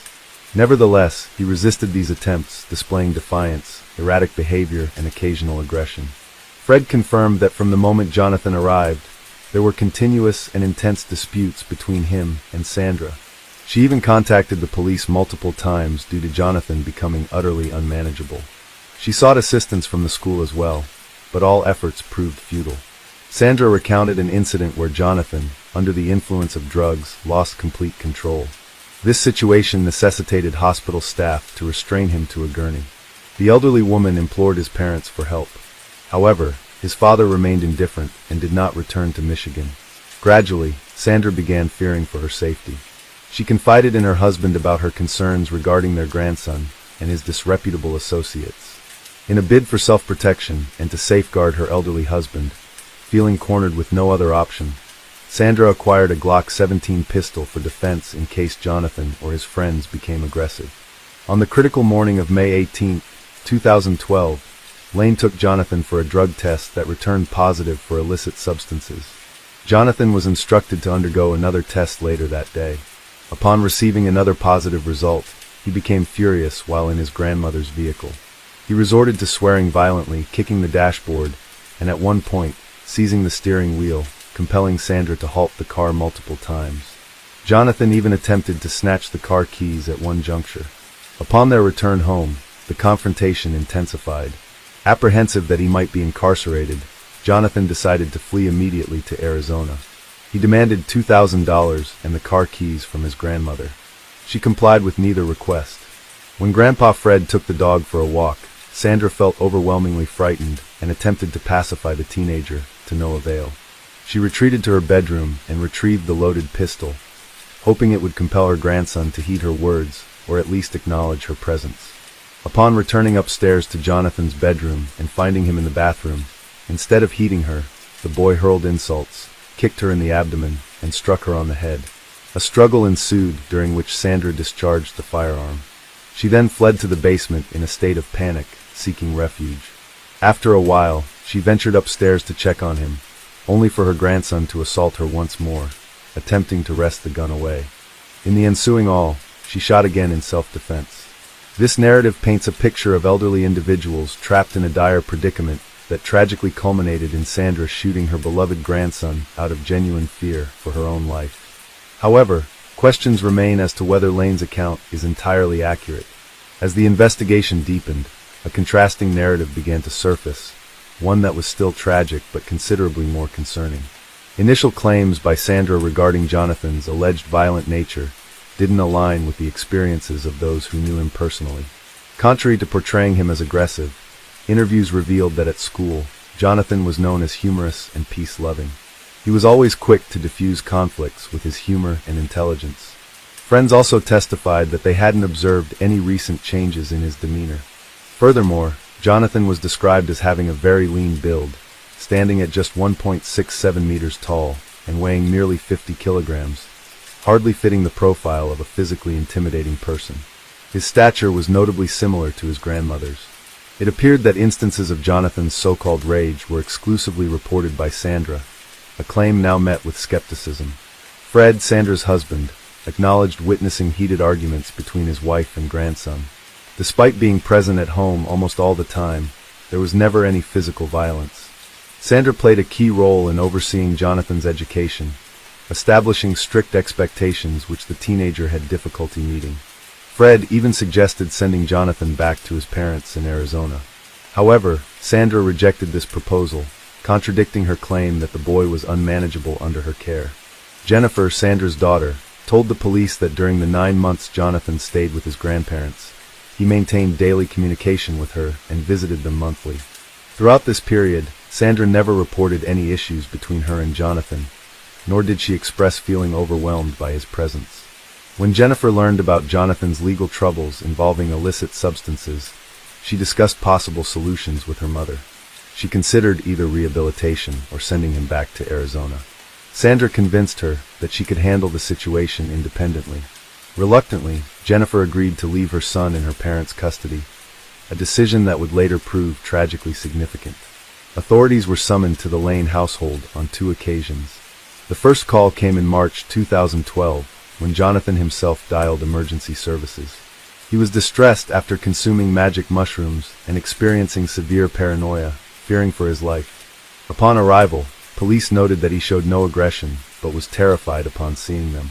He eagerly embraced one officer before being secured to a stretcher for his protection and transported to a medical facility. Just 4 days after this incident with magic mushrooms, Sandra Lane reached out to 911 again. She reported that her grandson was enraged and attempting to flee, while Jonathan informed the dispatcher that his grandmother was forcibly trying to confine him in her vehicle. When officers arrived, they encountered Jonathan vocally berating his grandmother.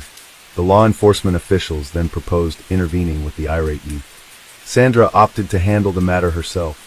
This episode was recorded in the police files as a routine verbal dispute between a guardian and a child, which was settled amicably. However, for the detectives leading the investigation, this case increasingly seemed less about a rebellious teenager spiraling out of control and more about a woman enforcing her authority over a defiant child. The hearing on April 12th, regarding the possession of prohibited substances and subsequent probation, had evidently enraged Sandra. She believed she could discipline her grandson effectively.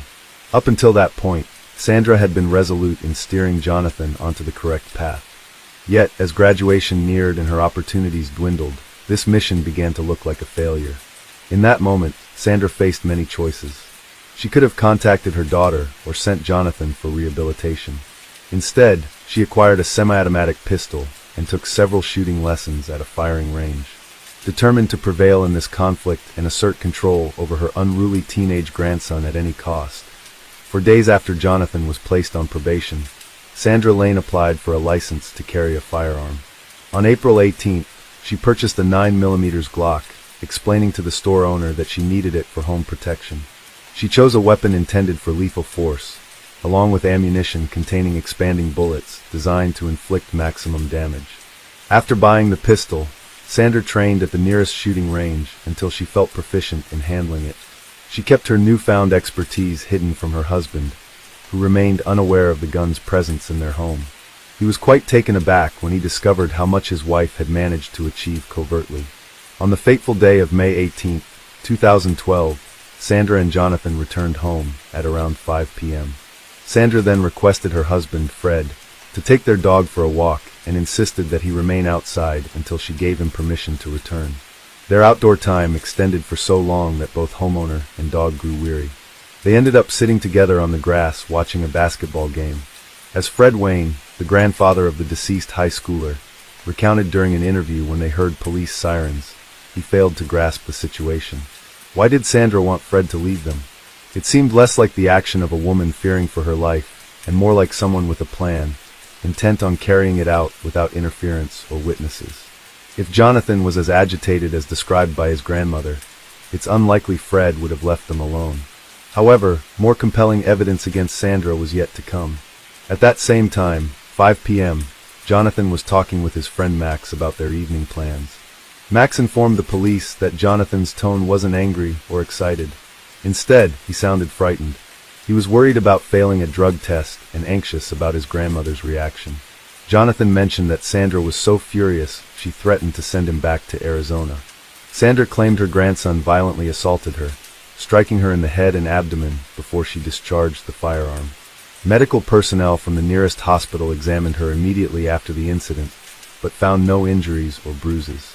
Ballistic evidence revealed Sandra fired the weapon more than 10 times throughout various locations in the house. 6 bullets struck Jonathan. 2 shots were aimed at his back, indicating he attempted to flee from Sandra. Another shot struck him in the abdomen while he was wounded and conversing with a 911 dispatcher. The police were convinced it was Sandra chasing Jonathan, not the other way around. The grandmother sought to punish her grandson for his perceived wrongdoing while he sought refuge. At some point, she descended to the basement to reload her pistol, likely when Jonathan ascended to his bedroom to call 911, and subsequently returned, shooting him at close range while he lay on the floor bleeding. The final conclusive blow against Sandra's claims of self-defense came from the toxicology report. According to the report, at the time of the shooting, Jonathan's bloodstream didn't contain any prohibited substances. Only a metabolite of a harmful drug was identified in his urine. The forensic examiner clarified that the residual traces discovered in the urine indicated that all substances had left his body and had no impact on Hoffman's behavior. In other words, Jonathan was entirely lucid when Sandra opened fire on him. Consequently, the jury dismissed the defendant's self-defense claim. On March 19, 2013, Sandra Lane was convicted of a serious crime against her grandson, Jonathan Hoffman. Prior to sentencing, the elderly woman expressed regret for her actions, pleading for understanding. She claimed that her intention had not been to take the teenager's life, but rather to help him resolve his issues together. Meanwhile, her daughter Jennifer urged for the harshest punishment for her mother. She asserted that Sandra Lane was utterly malevolent and would undoubtedly repeat her actions if given the opportunity. Jennifer depicted her mother as a monstrous and obsessed individual fixated on academic achievement. She firmly believed that everything Lane had stated in her statement was falsehoods. She concluded by stating that her son now resided in heaven, a place where Sandra would never have access. Lane received a minimum sentence of 20 years, in addition to a mandatory 2-year term for utilizing a weapon in the commission of manslaughter. Her lawyer had pleaded on her behalf, citing concerns about her potential survival during an extended prison confinement. Jonathan's funeral occurred on May 22, 2012, with approximately 700 people who had known and cherished the young man in attendance. They fondly recalled moments spent with him and cherished him as a cheerful individual who never failed to bring laughter to those around him. As a grandson, Jonathan fell short of his grandmother's expectations, ultimately leading her to conclude that he did not belong in this world. Hello everyone, welcome back to our channel. Today, let's listen to the case of Paula Salazar. Paula Salazar was born on September 6, 2015, in Venezuela. Her mother, Andrina Bermudez Millian, hailed from Maturin, Monegasque. Her father, Leonardo Salazar, came from Tucupita, a town in the state of Delta Amacuro. A year after Paula's birth, in September 2016, the couple decided to immigrate with their child to Ecuador. They were seeking better opportunities for themselves and their daughter. Shortly after relocating to Quito, the capital of Ecuador, the family dynamic began to deteriorate due to various reasons. Andrina made the decision to separate from Leonardo and moved with Paula to Cuenca, Ecuador's third largest city. In Cuenca lived the mother of Andrina's best friend. She kindly offered them lodging while they sought a new place and means of employment. Meanwhile, given the circumstances and breakup, Leonardo decided to return to Venezuela. He eventually emigrated again, this time to Trinidad and Tobago. Leonardo had long been disabled. An accident during his youth had left his left arm entirely incapacitated. This disability made securing stable employment challenging even in Quito. Following her move to Cuenca, Andrina almost cut off communication with Leonardo completely. She informed him just once that she had secured work on a farm in Tabacundo. A few months after parting ways with Leonardo, Andrina entered into a new relationship with Washington Andreas Imero, a local Ecuadorian and owner of the farm where she worked. Washington came from a wealthy family. When Paula reached about 18 months old, Andrina moved in with Washington, along with Paula. On April 7, 2019, Andrina and Washington welcomed a child together. This marked a period of happiness and unity for the family. However, everything changed dramatically on March 27, 2020. An event occurred that profoundly impacted all involved parties' lives. During that period, the family was living well, enjoying each day on the farm, and everything seemed to be going smoothly. One day Andreas decided to take to the flower plantations by car. However, en route, the girl became very ill. She felt dizzy and began to vomit. Left with no choice, Andreas stopped at a public restroom. As soon as they entered the restroom, Paula vomited again. Andreas decided to leave her alone for a few minutes, while he went back to the car to retrieve a change of clothes, since hers were dirty. Upon his return, he found Paula lying with her head in the toilet bowl. He immediately pulled her out and attempted first aid before rushing her to the hospital. When the 4-year-old was handed over to medical professionals, she showed no signs of life. Doctors declared Paula deceased after performing an initial examination. They quickly noticed inconsistencies in Andreas' story. For instance, they observed bruises on her body and face that did not match his account. Medical protocols require doctors to notify police in such situations, which they did right away. Police arrived shortly thereafter and arrested Andreas as a suspect in Paula's death. Although he claimed she had drowned in the toilet bowl, the autopsy revealed a more troubling reality.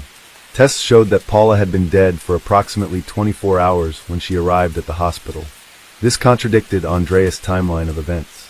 He stated that he had given her first aid and cardiopulmonary resuscitation just 20 minutes before taking her there.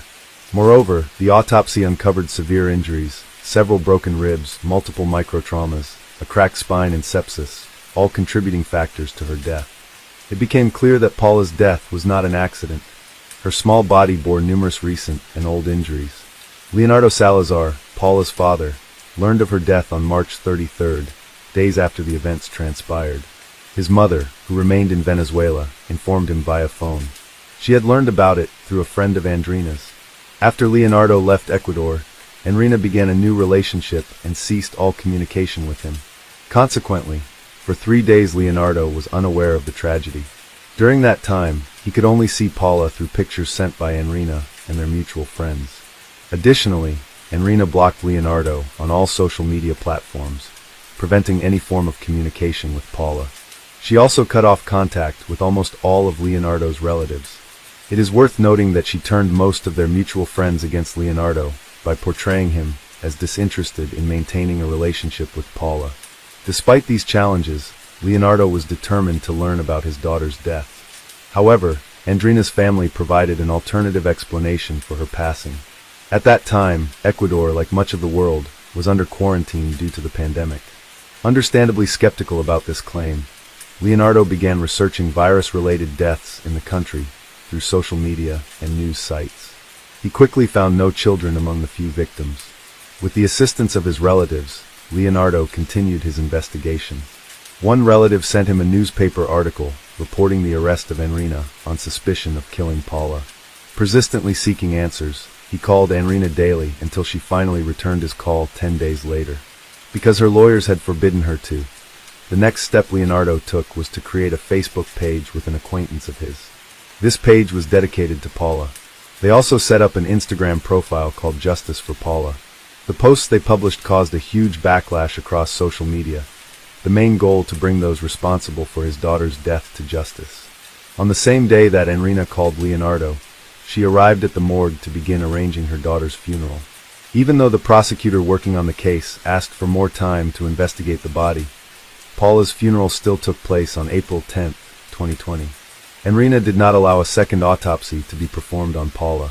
Thanks to information posted on social media and shared by Andrina's friends, people in her circle contacted Leonardo and told him about Paula's sad life before her death. They sent Leonardo various pieces of information they had collected, most of which were isolated recordings of conversations, photos, audio clips, and similar items. According to witnesses, ever since Paula's mother moved in with Andreas, Paula had endured abuse from both her stepfather and her own mother. Not only did Andrea allow her daughter to be treated this way, but she herself was directly involved in it. Everyone noted that Paula seemed happy and cheerful only when she was playing alone.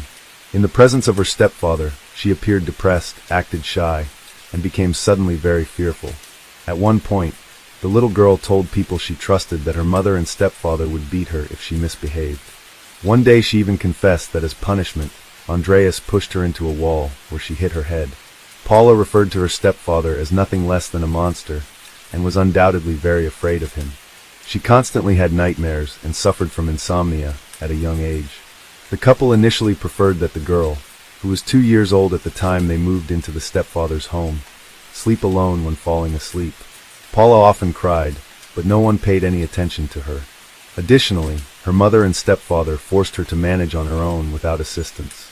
Moreover, her mother, Andrina, had been teaching her how to cook since she was 2 years old, which seemed unreasonable. Paula was compelled to prepare her own breakfast and dinners, because her mother preferred to sleep in the mornings and take a break from caregiving in the evenings.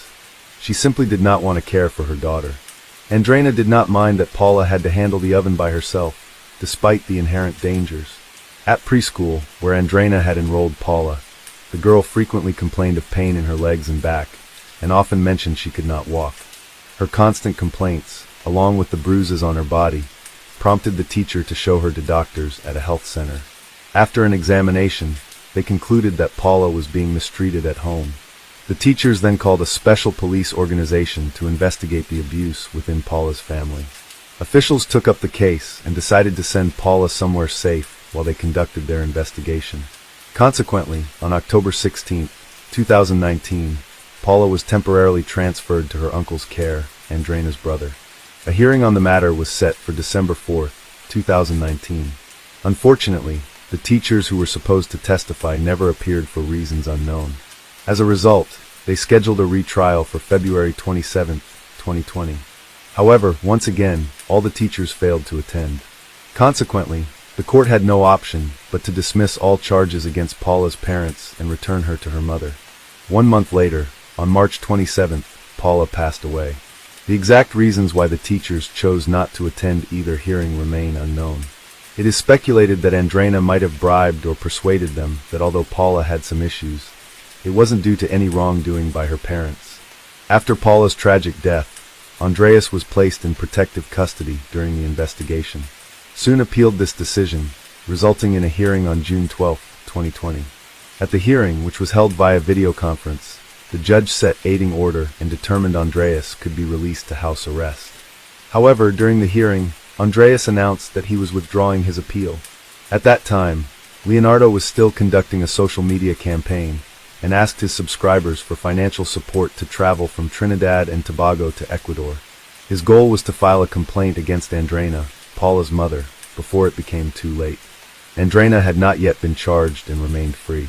Fortunately, Leonardo managed to secure sufficient financial aid, as well as free legal advice from 2 Ecuadorian lawyers, Oswaldo and Alejandro. They generously offered him support and assistance with the lawsuit. Leonardo faced significant challenges to reach Ecuador. He had to cross the border between Trinidad and Venezuela by rafting across dangerous waters and then travel across rugged terrain. Due to the pandemic, all regular maritime and land borders of Venezuela were closed. Thus, only a few flights were available to a handful of countries. Once Leonardo arrived into Cairo state, he crossed into Colombia over hazardous terrain. From there, he took a bus to Ipiales and continued onward through hills and plains until reaching Rumichaca Bridge, the border between Colombia and Ecuador. Upon crossing into Ecuador, Leonardo took a cab to Quito. On June 30th, he immediately met with a lawyer upon arrival. The bereaved father filed a complaint against his ex-girlfriend, so she would also be considered a suspect in Paula's murder. By July 6, 2020, an indictment was issued against Andreina. She appeared in court where it was decided that house arrest would suffice instead of full custody. In November 2020, the initial hearing for the case took place. Although a specific trial date had not yet been determined at that time, participation and discussions were intense. Leonardo's attorney voiced concerns about Andreina's potential escape risk, as she had previously attempted suicide using pills. The lawyer requested that Andreina be fitted with an electronic monitoring bracelet. The judge this request, and also reduced her required court appearances to once a week instead of twice. However, shortly after, Andreina requested a reconsideration regarding the necessity of wearing the electronic bracelet. Consequently, another hearing was held on November 16th to review this decision. These developments inevitably caused delays in the trial proceedings, but eventually the judge set a new date for December.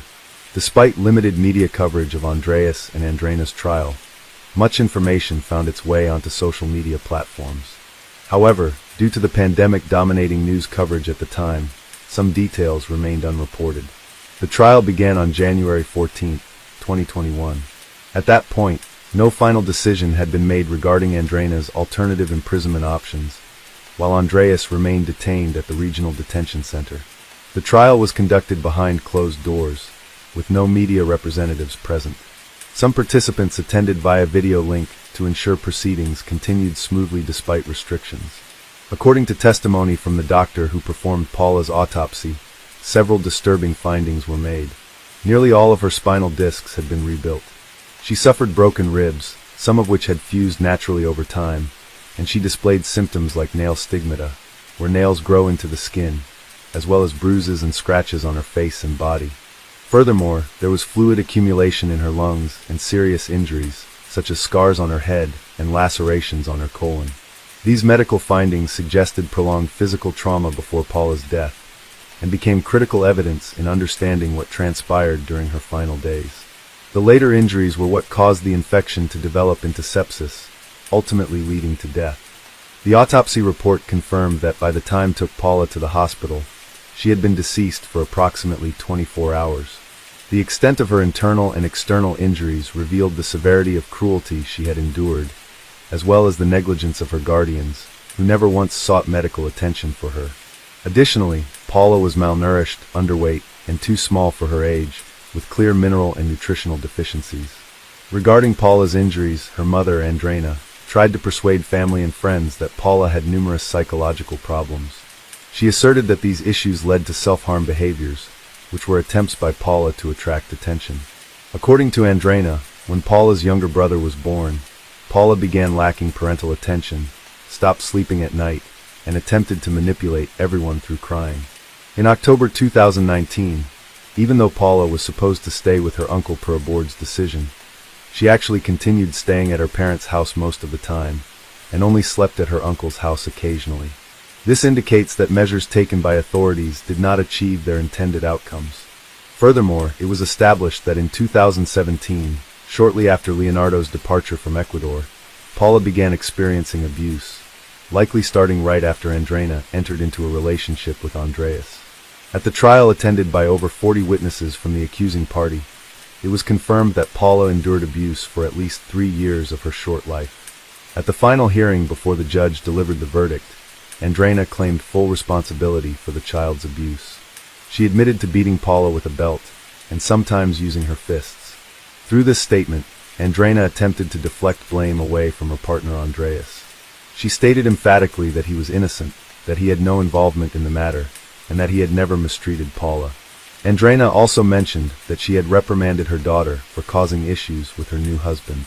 Breaking up with him meant returning to the streets, and losing the financial stability she could only gain through his support. Taking care of her daughter was not her main concern. Upon reviewing Paula's circumstances, the judges expressed concern for the couple's newborn son. However, they noted that this child, unlike Paula, was never abused. It is worth mentioning that Andreas opted to exercise his right to remain silent and has not commented on the incident since his arrest on February 3, 2021. Paula's trial concluded with both defendants being found guilty of murdering the girl. The maximum penalty for this crime is 13 years. Leonardo's original attorneys and the prosecution sought the maximum punishment for the perpetrators. However, considering an aggravating factor that Paula was just 4 years old and unable to defend herself, the chief judge sentenced Andreina and Andreas to 17 years and 4 months in prison. According to Ecuadorian law, convicted individuals have 3 days to appeal a verdict. The couple, as anticipated, indicated their intention to do so immediately. Despite being sentenced to 17 years and 4 months in prison, Andre remained under house arrest instead of being jailed directly. She utilized her opportunity to appeal, necessitating higher court confirmation of her incarceration sentence. Meanwhile, she continues to follow the previously imposed measures. This situation is markedly different from Andreas' case. He was detained upon his appearance at the hospital with a deceased girl. Public outrage has been palpable over Andreina remaining at large. Of particular note is Leonardo's anger and concern over her potentially evading justice.